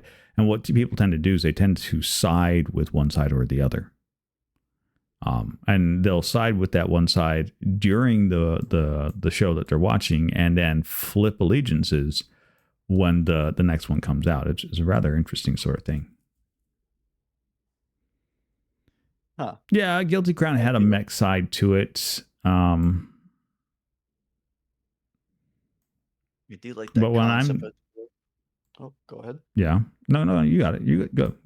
For me, when you were saying about the war side, I did like the concept of seeing both sides of perspectives and seeing how, it probably won't get resolved, but once the ending comes about, I see that getting kind of risky. So you got one side, the fandom, having one side they are sticking to with their guns, and all of a sudden they wind up losing.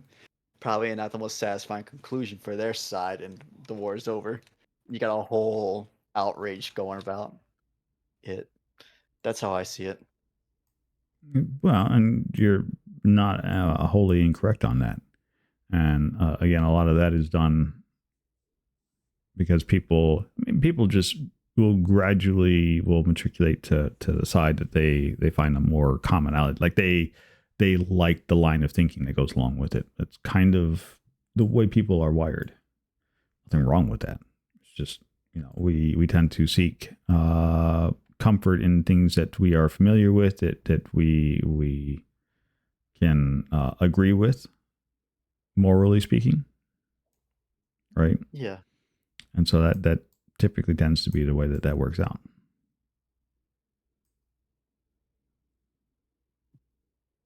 Yeah. Okay. Shoot, I won't say that. You just broke my brain just slightly a little bit, Nori. You're fine. It's fine. Like, there's a lot of different mech ones. I'm not saying that is all the mech sort of ones, but a good number of them are going to be like that. And when I say mech, I mean, like, there are, like, Guilty Crown has mech side to it, yes. There are a few anime shows out there that have like some mech combats. They summon up a super warrior, and you're like, oh yes, like for lack of a better term, we'll call it the Voltron style mechs, right? Where you have robots that, but like even Voltron was fighting in a war. So Voltron's probably a bad one to use as an example here. That comparison would be Power Rangers. Would that work? Power Rangers would be better. Because Power Rangers is less of a war, more of a single solitary evil villain complex.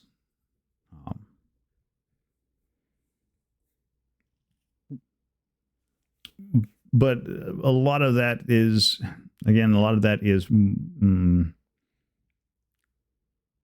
no, because even Power Rangers would fit the bill for here, because there is a bunch of action that happens outside of the mech, and your heroes are all super powered, and then there's a bunch of actions that happen inside the mech where they power up and do their thing to win the day. Whereas things like Mobile Suit Gundam and I'm trying to remember the name of that series. I used to watch it all the time. It was my absolute favorite one. My brain's See, just not pulling it up. Yeah, Power Rangers. I wouldn't say Power Rangers like Ultraman. I think that's a stretch to say Power Rangers like Ultraman. Because Ultraman is its own. Like Ultraman to me belongs in with like the Godzilla fighters and whatnot. Power Rangers is its own weird and niche sort of thing. I don't even want. that's a long conversational piece there because I'm surprised I don't watch much Power Rangers a lot. My favorite one being Jungle Fury, but I haven't watched any of the old ones. So it'll probably be a very short conversation for me. But there's another. If we're gonna go Gundam back road to that real quick, not Gundam mech wise, there's another one called Gurren Lagann, which was his own Chaos. But I wonder if it's what Jillian Bean said. The one you're thinking of is Evangelion, because that was the big one. no. I'm going way back. Oh,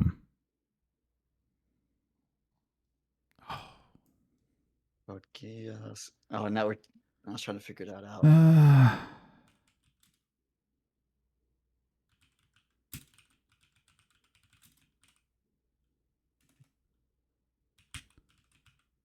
That's all my mech knowledge. I'm like, I'm gonna have to go all the way. Robotech and the Robotech Masters. Just casually found look it. that up real quick. And good night, Chapkin. Night, Jumpkin. Have a wonderful night. Absolutely a pleasure to have you in here once again. So Robotech again was another one of these where it was all a giant war fest, right? Absolutely fantastic to watch. Definitely sided with one side over the other until like the second seasons, where you suddenly find that they're actually just the individual of the story, the individual people of the story that helps to comprise the entire war scene. You start getting pictures up to that, and it kind of changes your viewpoint. You're like, oh, well, they're not the nasty sort of bad guys we think they are. They're in the same state we are, and following orders and doing the very best that they possibly can. And they're being told to do something else, or they're being told that, hey, these people are the evil, nasty, ugly people, and so on and so forth, right?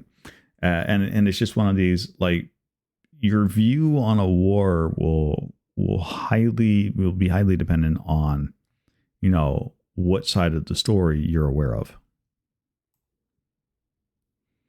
Yeah, I get that, especially with going. I'm trying to think of one to compare it Jilly to. Bee's going to go get wet. Fuck's sakes.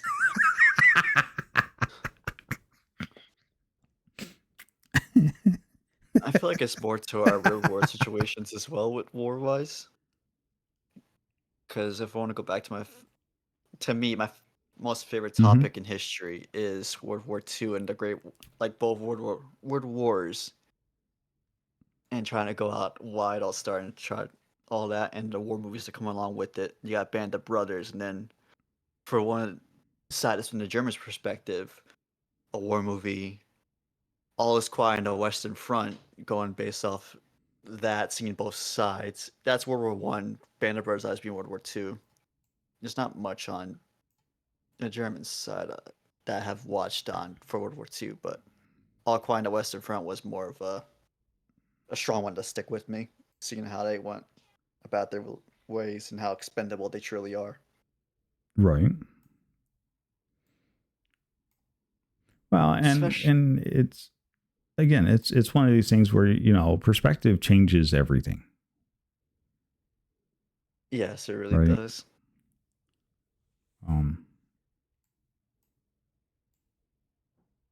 And that's always been a big, like, interesting point for me as Death March for World War. Yeah, like, perspective is everything, and I always find it interesting. But that's me. That's not necessarily you. You are entitled to your own opinions. World War II, that movie that wind up messed you up with the ending. Is it A Beautiful Life? It was called. I forgot. It was a concentration camp movie that Oof. was with an Italian guy that winds up being somewhat comical to keep his son alive that's in there, hiding his son from the guards and everything. But in order to keep his innocence as well, to he winds up dying in the end, which is a spoiler, but he keeps his son alive while also keeping his innocence in the way, being goofy even towards the end. It was a Well, sad I would movie, call but a that a good one. victory then. I mean, yeah. That it's one of the ones that also sticks with me. There we go. Yeah, it's called A Beautiful Life. Life is Beautiful. That's what it's called. That one I watched. Remember Life watching it? is beautiful. Watching in middle school, the dub version, and then watching on Netflix the actual Italian and dubbed. Still was a good movie all around.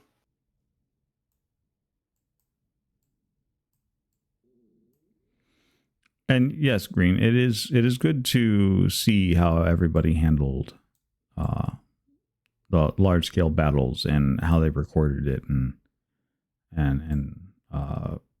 talked about it and teached about it. Like it's interesting to get different perspectives on it because let's face facts. History is always the recording of the winner, Yes, that one I can agree on. right? So if you want to know the whole of the facts, all of the story, um, like I'm a big fan of Paul Harvey. So I want to know the rest of the story. And if you want to know the rest of the story, well, then you have to go and learn the whole story. And so you do have to kind of put on your little investigative journal hat and you have to kind of go diving in there and you have to go learn about how everybody viewed what happened. And it's not pleasant. It is not always pleasant. But then to go back about World War II, the other thing I love is soldiers' stories about acts of compassion and humanity towards the sides. Like Mm-hmm. this one sticks with me. A very a bomb and run coming down for the English going down. A B-17, I believe it was almost shot Mm-hmm. down, practically crippled. One engine was lost, and they're trying to get back towards England with that type of jet. A German pilot winds up seeing them, was gonna go in for the kill, but then remembers back to a story that his I want to say sergeant told him that if he ever sees you shooting down a man that's in a parachute, he'll shoot him himself. And he saw that whole plane, the way how destroyed it was and injured it was, as a man going down a parachute. So he winds up not taking the shot, but instead flying right next to them, telling them to land. But when he found out they're not going to land, he winds up escorting them down to the English Channel, and they wind up somehow making it back home to their side. And he winds up breaking off from there. That's one of the stories that sticks with me. It's probably poor explanation how I Right. gave it, but that one was still a strong one. I just love going back and reading those type of stories. Mm-hmm. Like there's the story about Christmas Day there where there was a ceasefire called between the Allies and the Germans for Christmas. Like everybody stopped attempting to kill each other and they sang songs and whatnot across the battlefield and that was pretty cool. That was, I believe, in World War One, because I know that was in the I Second War. I would have to go look up the story again. Um, but it's that time of year where things like that also crop up. Christmas time is a really interesting sort of time because all of everybody's best foot forward seems to always come out on this time of year. So it's always interesting. And I hate to say best foot forward, but I mean that's kind of what it is. Just gotta I get kind of wish, yeah. the real awful people to wind up doing something against it. But most of the time, human will act out of compassion, especially around this time of year, like you said. Mm-hmm. It's always interesting and fascinating. The last Japanese suspended. Yeah.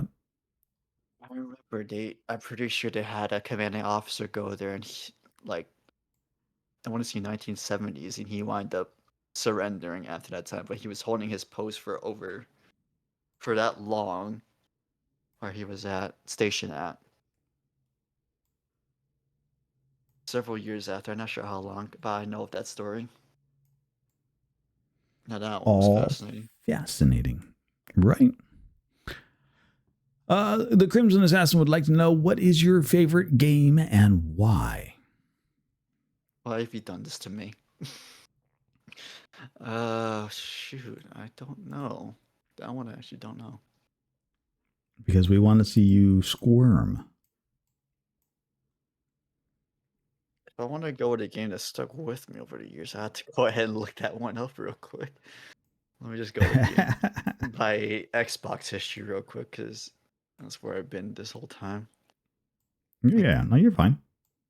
I think if I have to go with, Like, this is not a you have to know the answers off the top of your head sort of interview, right? You know, you're allowed to go look things up. I refuse to say Destiny. I have a love-hate relationship with that game. That it's not going to be my favorite game, but I stuck with it for 10 years. You know, 10 years with the same game, I'm going to say that there might be something there. If you're still playing it, there might be a little something to I'll be go the one along to with that. leave a negative review on Steam and still recommend it. That type of deal. Well, okay, so that kills me, right? Like, people will leave negative reviews on a game, like, oh, this game was atrocious, this game was terrible, and you'll look and they've got hundreds of thousands of hours playing the game. I'm like, okay, how can you tell me the game sucks and you've been playing it for that long? Yes, exactly. Greeny's got it. It's a comfort game if you've been playing it for more than 10 years. I'm sorry, you can't say that I don't like this game. No, you're still playing it. It drags you in. You can't leave. For me, the lore of Destiny's fascinating. But go ahead. What you just say? I was going to say, you know, if you're still playing it after 10 years, I would say that there's something a bit more than, you know, a hate for the game. Yeah, that's true. But if I have to go with something, a game that stuck with me, I think for nostalgia base, it'll probably be Halo Reach. Because that was one of the first Halo games I want to get into. Playing my stepbrother a lot back then, and I was doing Forge, and then all the custom games that'll come from it, with its campaign being as sort of dark as it is, with that hopelessness, and watching your own character die at the end. But aside from that, the amount of creativity that went to Halo Reach with their custom games, I remember there being a bunch of fun things. Like the main game mode, I remember there was this ramp thing. You were playing as infected zombies that are trying to kill the guys off coming down the ramp, and then you see these guys teleport back up to the ramp and going like Mach 5 down the ramp, just running you over while you're desperately trying to smash their car up to kill them, get them in your side. Or another one called Fat Kid, where there was like this one zombie that just had a gravity hammer. They could not move for the life of them, but they cannot be killed, and they would absolutely decimate you if they reached you. Like, I will get there eventually, and you will die, and you will join me. And then like they did join you, the other zombies were like fast as hell, but died in one shot. It was quite fun times with these games. Right. But yeah, it'll probably Halo Reach if I had to choose one of them. All because of custom games and game nights, or any Halo game. That's a fond memory, right? Yeah. Like, I think what makes a game and a game franchise, and for people to keep coming back to and playing the game over and over again, is their ability to make fond memories within that game. So, as a game developer, I think, not that I'm a game developer, but I mean, as a game developer, that would be the target thing that you would strive to do, right? Is to make a game where people could make memories in it. And then it's those memories that keep them coming back over and over and over again. Oh yeah, that's very much true. The second part that requires the game for me, because I'm more I love the linear story base. If the story can get me to remember you for years later, then you got Mm-hmm. me hooked in the game. Like Final Fantasy, what was Red Dead Redemption 2 was one of the bigger ones for me. Watching this character's journey as you watch his downfall, and then once the moment he is close to death and starts wanting to change to become a better person at his final moments, Mm-hmm. and then definitely not crying over the horse's death and then his death. Definitely not. Or playing it late at night and picking the wrong thing and getting the badass ending, but still crying at the end.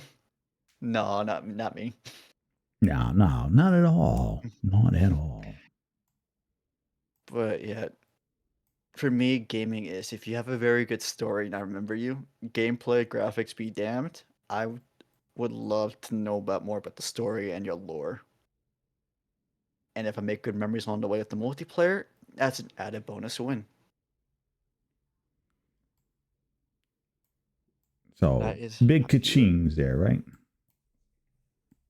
See, Now, what? Okay, so we're here talking about memories and whatnot, um, and things that keep you interested in the game. What has been one of the most memorable experiences you've had in a game? Whether that's multiplayer or single player, whether it's by yourself or you had a whole group of people you were goofing off with, it doesn't matter. Just like what was a solid, memorable experience that you had? it's definitely between those custom nights in Halo Reach, going back at it, me goofing around with my friends, and not. Although there was one game, The Division, the first one, me and my friend had a scuffle over a pair of gloves to the point that it was almost friendship ruining because you could trade in that game. And I was like, yeah, no, I can't give you these gloves. He just blocks me that day. And then he went and blocks me later on. I was like, oh, is that how it is? Okay, I'll remember this. It was good. Fun type of murdery. All I remember is that was almost friendship ending for a pair of gloves. Those type of memories are great as well. The stupid reasons that Oh keep you yeah, coming back as well. it's again, it's the memorable experiences. It's the things that you take with you and you continue to reminisce about. It was this pair of gloves, and that was it. Yes. There's like, yeah, you're gonna give me this. I have only need one more pair. Yeah, sure, buddy, I will. He kills me in the Dark Zone and I can't give it to him. It was that type of. It wasn't a PvP zone where your teammate can even kill you. Oof. We were down that desperate type of ness. I see. But yeah, it's more along the lines if I can make good memories with my friends, or if your story winds up sticking with me, like Baldur's Gate 3 definitely still sticks with me for the first playthrough I did of me loving that game. Or if a video game character, like, say, Ezio Auditore, Da Firenze, I think I said his name right, or Edward Auditory. Kenway. Auditore, okay. Auditory. Yep. Auditore. Or Edward Kenway. Those two characters stick with me for being my favorite characters in Assassin's Creed. It was not a big Ezio fan. It was, for me. Oh How's my that god, down? Julian. Take this. For me, it was for Ezio watching his character grow throughout the games is what I loved.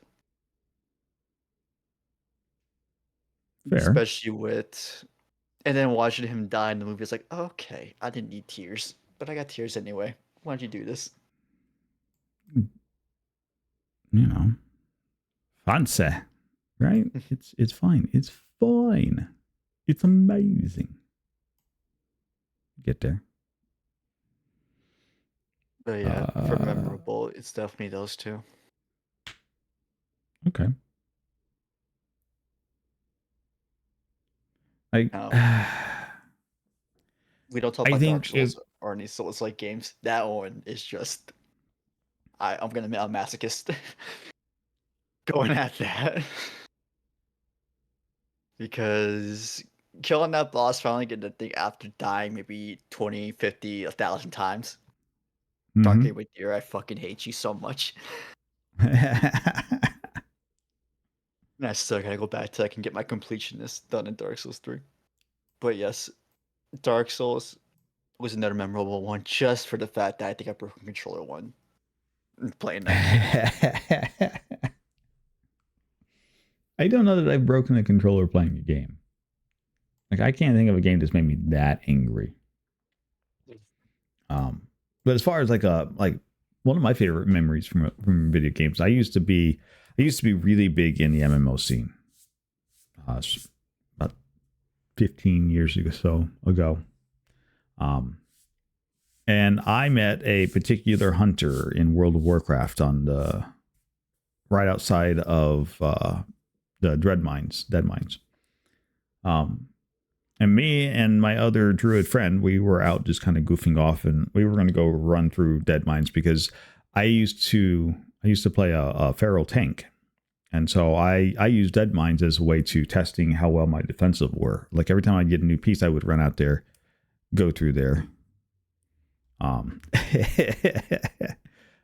run through the instance, and see how hard they can hit me, because I could tell where my damage mitigation was based on how much damage I took over the course of that running through that dungeon.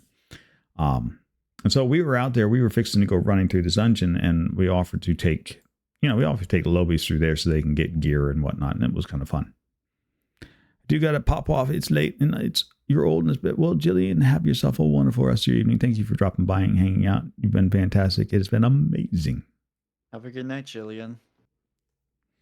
But I would run through there at like breakneck speed. Like I would. This is a dungeon that would take people at level, and you would take an hour or so to go through the dungeon. You get somebody high level, and they could run you through there in like 20 minutes. I was going through there and literally pulling the entire dungeon, and between me and my other druid friend, we were doing that dungeon in like 5-minute encounters. Lord. Like high speed. And so this little level 30 ranger who was carrying people through there because that was their favorite dungeon to run, asked to come jump in our group and everything. I'm like, that's fine. I'm like, but here's the way this is going to work. I need everybody to stand here. Don't move. Don't do anything. Don't touch anything. Don't touch any heal spell. Don't cast any spells. Don't do a thing. Sit here until I come back. And I would run literally all the way through from the front all the way to the back, grab everything, including the big boss, and drag it back. And so here comes this bear with about 500 mobs running behind him. I'm picturing get them back to the front of the instance where everybody was standing at, and then stand there and taunt everything. And it makes this big giant ring around me. And then my friend steps in there and then lays down lightning. It's called Hurricane. That was the druid spell. And it just like lightning bolts everything. And it kills everything in like 2 seconds. And so here you have this druid has just collected everything, come back, and then delivered the entire dungeon into you. And there's this big glowing ring of glittery sparkles all the way around them. And this ranger like literally lost their mind. They're like, how? I've been doing that for weeks, because that was the way I determined where my defensive capabilities were at. I'm like, okay, can I stand it this time? Like there was a time where I couldn't do that. There was a time where I would only be able to do like 1 or 2. And then I would have to come back and I would slow crawl my way through there. So by the time I had met them, I had gotten my gear up, gotten my defenses right, statted my stuff, gotten everything laid out the way I wanted it to, so that I basically was untouchable all the way through. And came back and stood there. And maybe during that whole thing with, these 500 creatures beating on me the entire run, I might have suffered like 2 points of damage. Jesus, Nori. Can I hire you for my raids? I like the tank. I have been an old school tank for years. I played a tank back in EverQuest when we were still trying to figure out mob mechanics. And so I was one of the original guys to help develop the tanking strategies way back in the day. Okay. So when Destiny turns from me, you would be a Titan. You'll be a tank that likes to punch everything. Pretty much. That's literally all they're useful for, and a crayon eating person.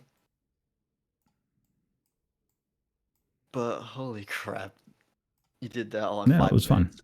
Broke Yeah, somebody. because that's how long it would take me to run from the start, run past everything to upset it, pick everything all the way up at the very back end of it. That is pick up every boss, pick up every trash mob, pick up like legitimately even little secret hidden mobs in their little alcoves, and then bring them all back. Like that was the thing. Jillian would like to know anime sub or dub, which do you prefer? It's a mixture between both. Like for me, back then, if you asked me old school anime, I would definitely prefer the sub over the dub because to me they felt like they put more passion in the sub. Nowadays, dub seems to have gotten pretty decent, but it depends also on the time frame of the anime. For me, I watched for like the most recent one. Obviously, I'm bringing back Vinland Saga for this. I think I Yeah. prefer watching that dubbed over sub, considering the whole since the dub isn't that bad and the whole area it's as like in England and all that stuff, and the Viking Norse and all that stuff. Think I would prefer watching that in English. Dragon Ball definitely over dub over sub. Those guys are fucking crazy. Full Metal Alchemist being another one I watch over dub, but some the rest of the animes I'm more likely to watch it sub because I do like to listen to the Japanese, and also it's where I learned how to read. I didn't read books. I read subbed anime to get better at my reading. Hey, So nothing yes, wrong with that. Reading is useful skill. a great time. It's just you think I read it from books and all that stuff. I'll get the whole world of it. Nope, I'm watching anime, trying to both pry my eyes up and down between reading the subtitles and watching the animation, and not get confused halfway through. It's all fun games. Well, I would think that. So to me, I think people who learn to or better themselves reading wise to like watching even like subbed anime. It's good. It teaches you to speed read, right? Because you do have to read kind of fast in some of those because the words go by Yes. fast unless you have the remote control in your hand. You're constantly pausing it. I mean, I suppose that's a valid methodology too. But you do Every learn to reference. read, and I still think if you're spending time and learning to read, you're still bettering yourself in the long run. So, I would say Yeah. good on you. I don't know that I would take offense over that. Like I would think that that's great. That's a good use of sub animes. Jillian would also like to know Goku or Vegeta, which Don't is your ask me this preference. question. Too late. We already have. Shit. Goku is more of a warrior that is good-hearted in nature and not prides himself, betters himself because he wants to look for a more challenging opponent, but at the same time, won't do anything as stupid as he did in Super to risk the entire universe's fate, but would defeat somebody if he has no choice, and killing is his last option from what I got from Goku from watching Dragon Ball Z, because I haven't watched the original Dragon Ball anime when he was a kid. I want to do that at some point. Vegeta Vegeta has a good character arc of him being a proudful Saiyan that nothing was too low for him except for the pride of his race, and he will not lower himself to anything to the point that once a marrying Bulma having a kid in the Majin Buu saga is when he finally somewhat let go of his pride to admit Goku is better and stuff.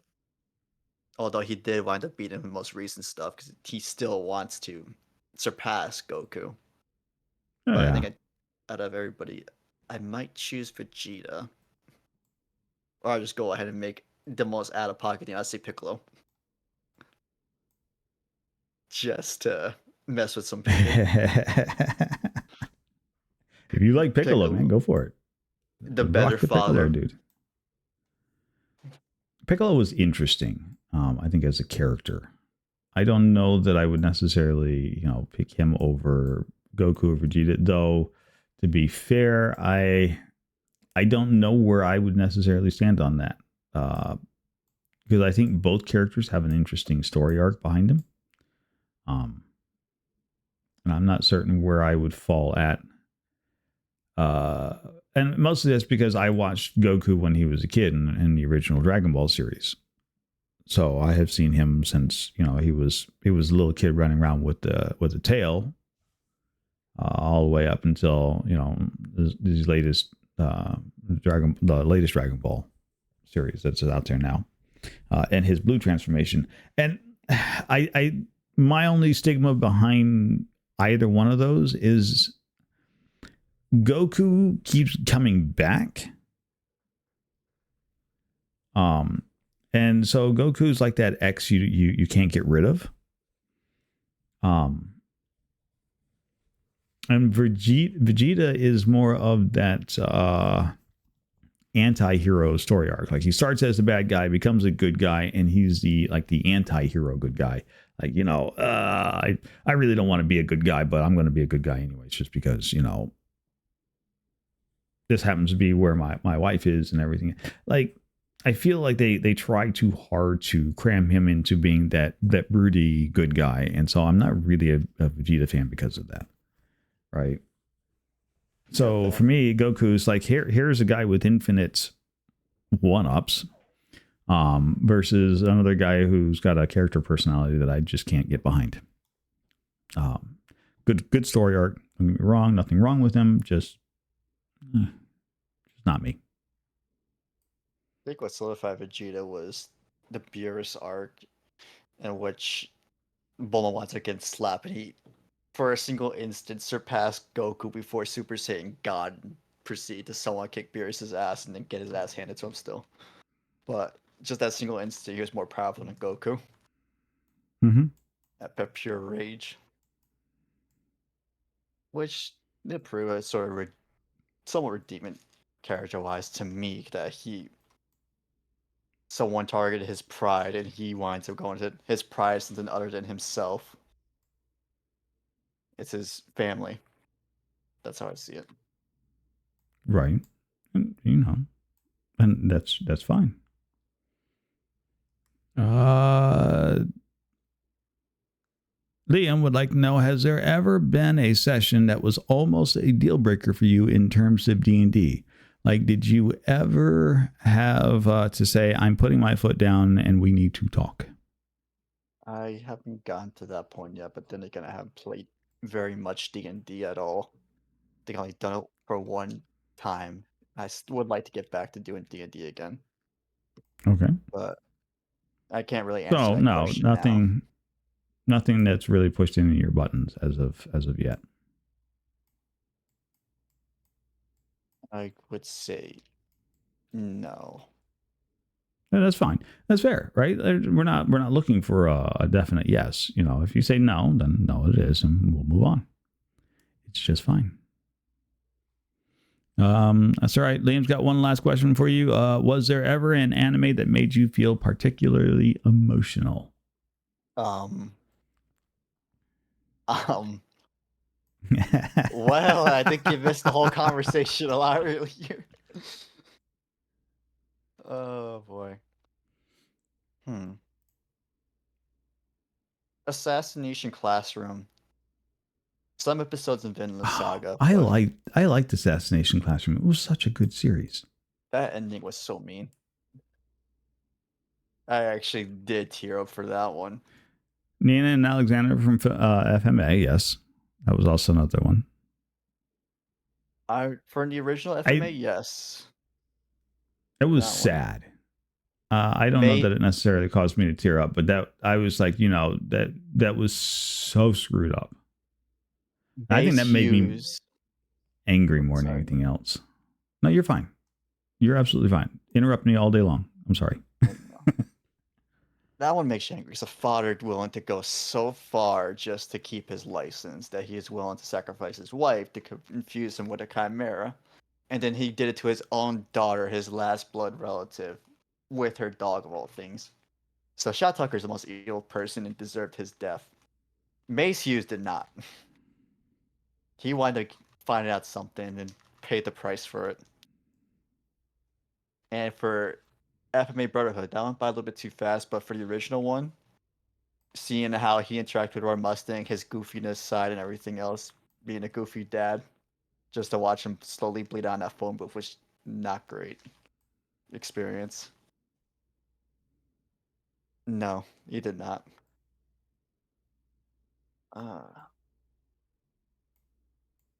Vinland Saga, you got the characters' deaths because you wound up sticking with them throughout the whole thing, and then season 2 had 2 characters just came about. One character came about just winds up. They spent a whole episode dedicated just to hitting you with the feels for that character and how Thorfinn's reaction to it, and then the whole first season with Askeladd, Bjorn, Thor's, their deaths being the hardest one. Especially with Askeladd, you have him throughout the whole series. Mm-hmm. Yeah. Then, literally, I feel like Askeladd was trying to be a guiding figure to Thorfinn towards the end of his life because Thorfinn was just so hell-bent on revenge that after Askeladd, what was left for him?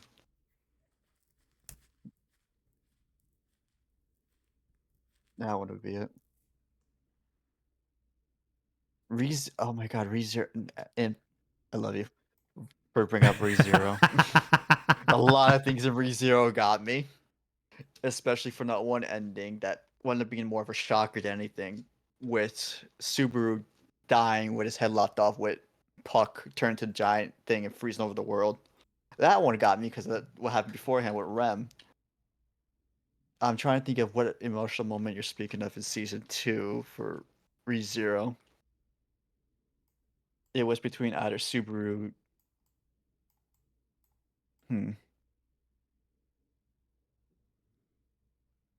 Yes, that one's it. Not more fake memories, it's more the trial of his past and him able to finally say goodbye to his family is what was a good one. Something you don't see in the other isekais. That one was strong. And then his emotional reaction for finally being able to tell somebody other than himself returned by death was another strong emotion. Yes, that was. Speaking of which.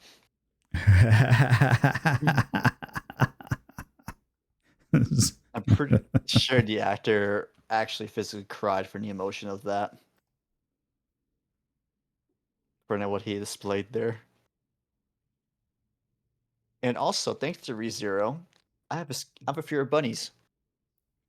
That and Monty Python. If you watch ReZero, you know why.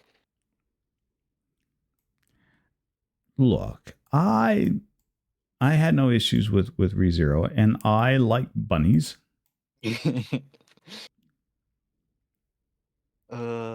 just have to be careful of it and make certain you carry along with you a wizard named Tim and the holy hand grenade.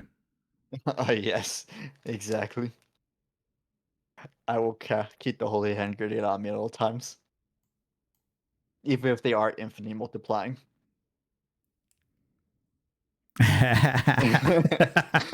No. I love that bunny. That bunny's good beans. There you go. Well, my friend, we have hit that time. 2 hours and 45 minutes through there. On by quicker than you thought it was.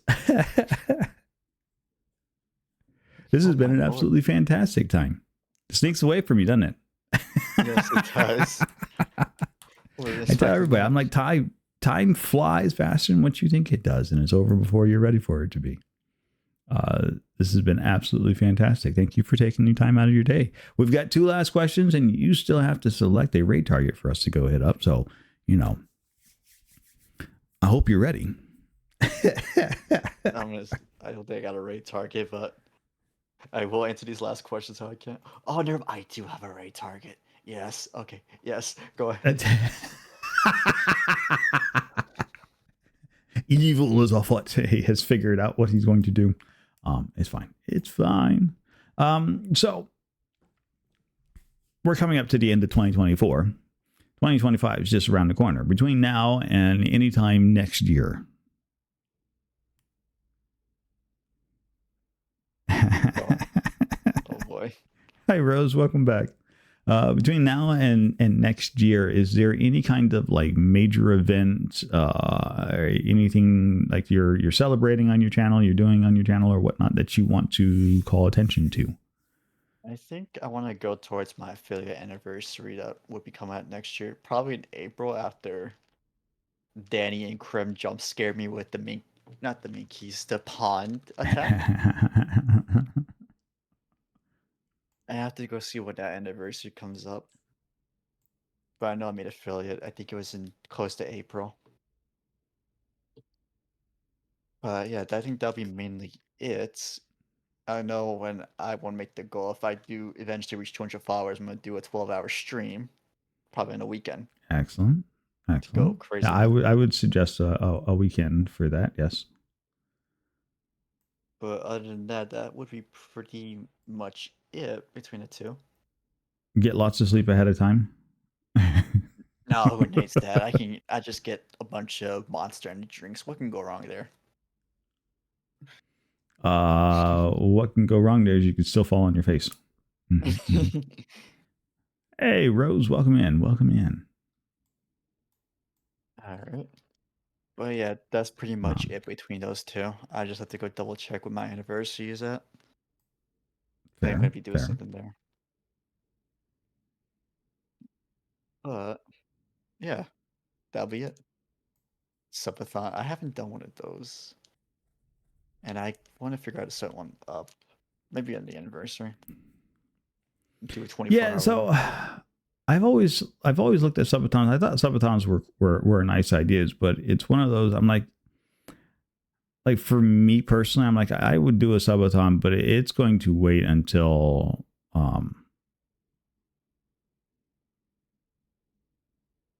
I'm going to wait for like a big number. Like I might do a subathon at like 1,000 followers or something like that, right? Yeah. So then very chaotic then. That way you have a good reason to do it. And you're We almost have there, lots of Nori. people, lots of. Eh, we're getting there. We're getting there, slow but surely. Um, I'm probably going to see a drop off of new followers because of the change in my schedule, but that's fine. Not. All I gotta do is do it for fun. That's how I view Twitch. Even if it is a drop off of Bringing followers. creamy and Chumpkin energy. You know what? I've already introduced Chumpkin style. I don't know how much more. Chunkin style, the most terrifying style. But then again, Chunkin and Creamy style are somewhat similar or practically the same thing if you let it happen. It's fine. It's fine. We love it. We're here for it. Absolute chaos. Oh, most definitely chaos. Full on chaos. But I like chaos. Chaos is fun. Chaos is Chaos great. helps make the world go round. For better or for worse. All right. Well, your last question in the evening then. Your last question in the evening. All right. So whether you're talking to, let's say, a younger version of yourself, newly getting started, if it helps make the question easier for you to answer, or you're talking to a new streamer coming on board for the first time, what would be that one piece of advice that you can give them that had you would have been like, oh, if only I had known this when I was starting, my life as a streamer would have been so much easier. What would be a good piece of advice like that you would give either an early version yourself or a new streamer starting up? I actually don't know on that one. The only I would probably just be yourself, have fun with it, enjoy the time, go probably meet new communities and make new friends from it. Have some common ground to play with and all that chaos. But yeah, the most important is just be yourself. Don't try to be anybody else you're not supposed to be, or you're not. That's pretty much what I could say to that. Hmm? So just, be Have fun with it. you. Don't be Yeah, fake. be you. Be you. Have fun with it. And if you wind up kidnapping people along the way to join you in your journey, then yeah, that's even better. Like, Why would you want to kidnap people? That just seems awkward. by that, they randomly spawn in your life. Like, okay, you're my new friend now. I mean, somehow I feel like I would get into trouble. Hello, my name's Norrhythm. Guess what? You are now going with me. I don't think that would work so well. I think I might get in a little bit of trouble. No, please. No, don't take me. I'm not okay with this.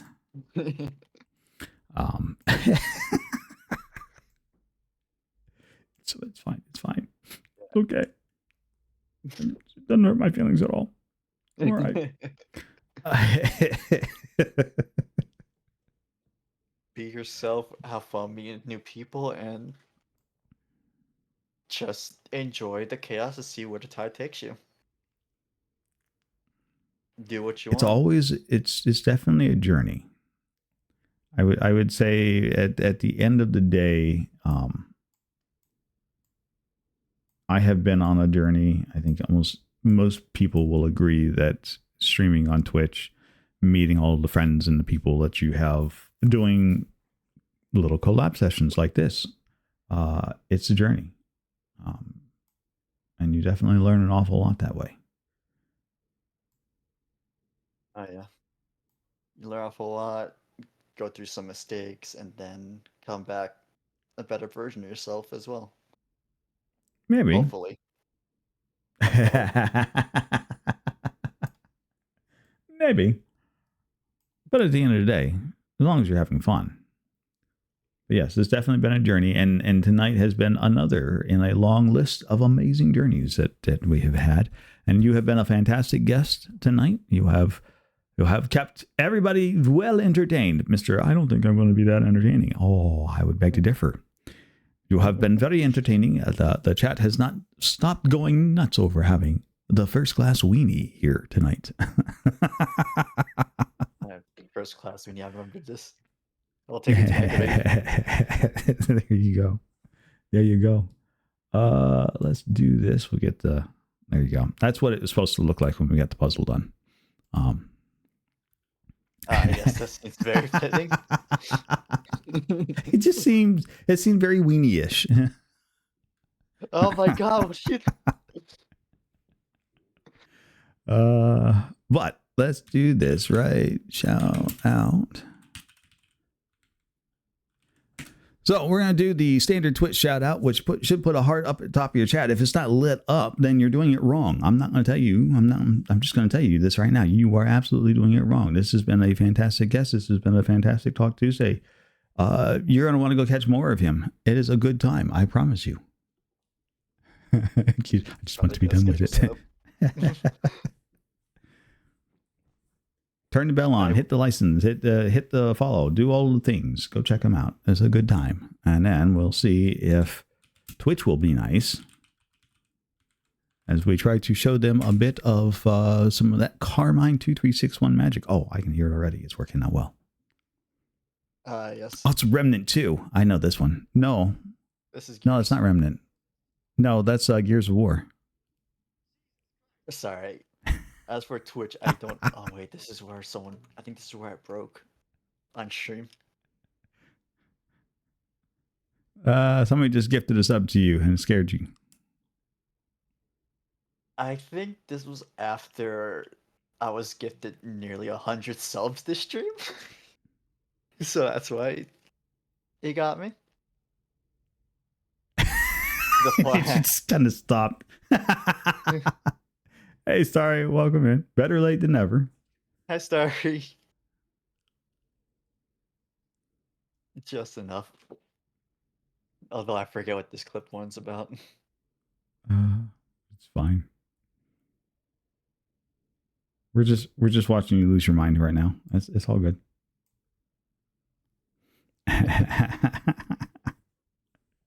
It is fine and fabulous.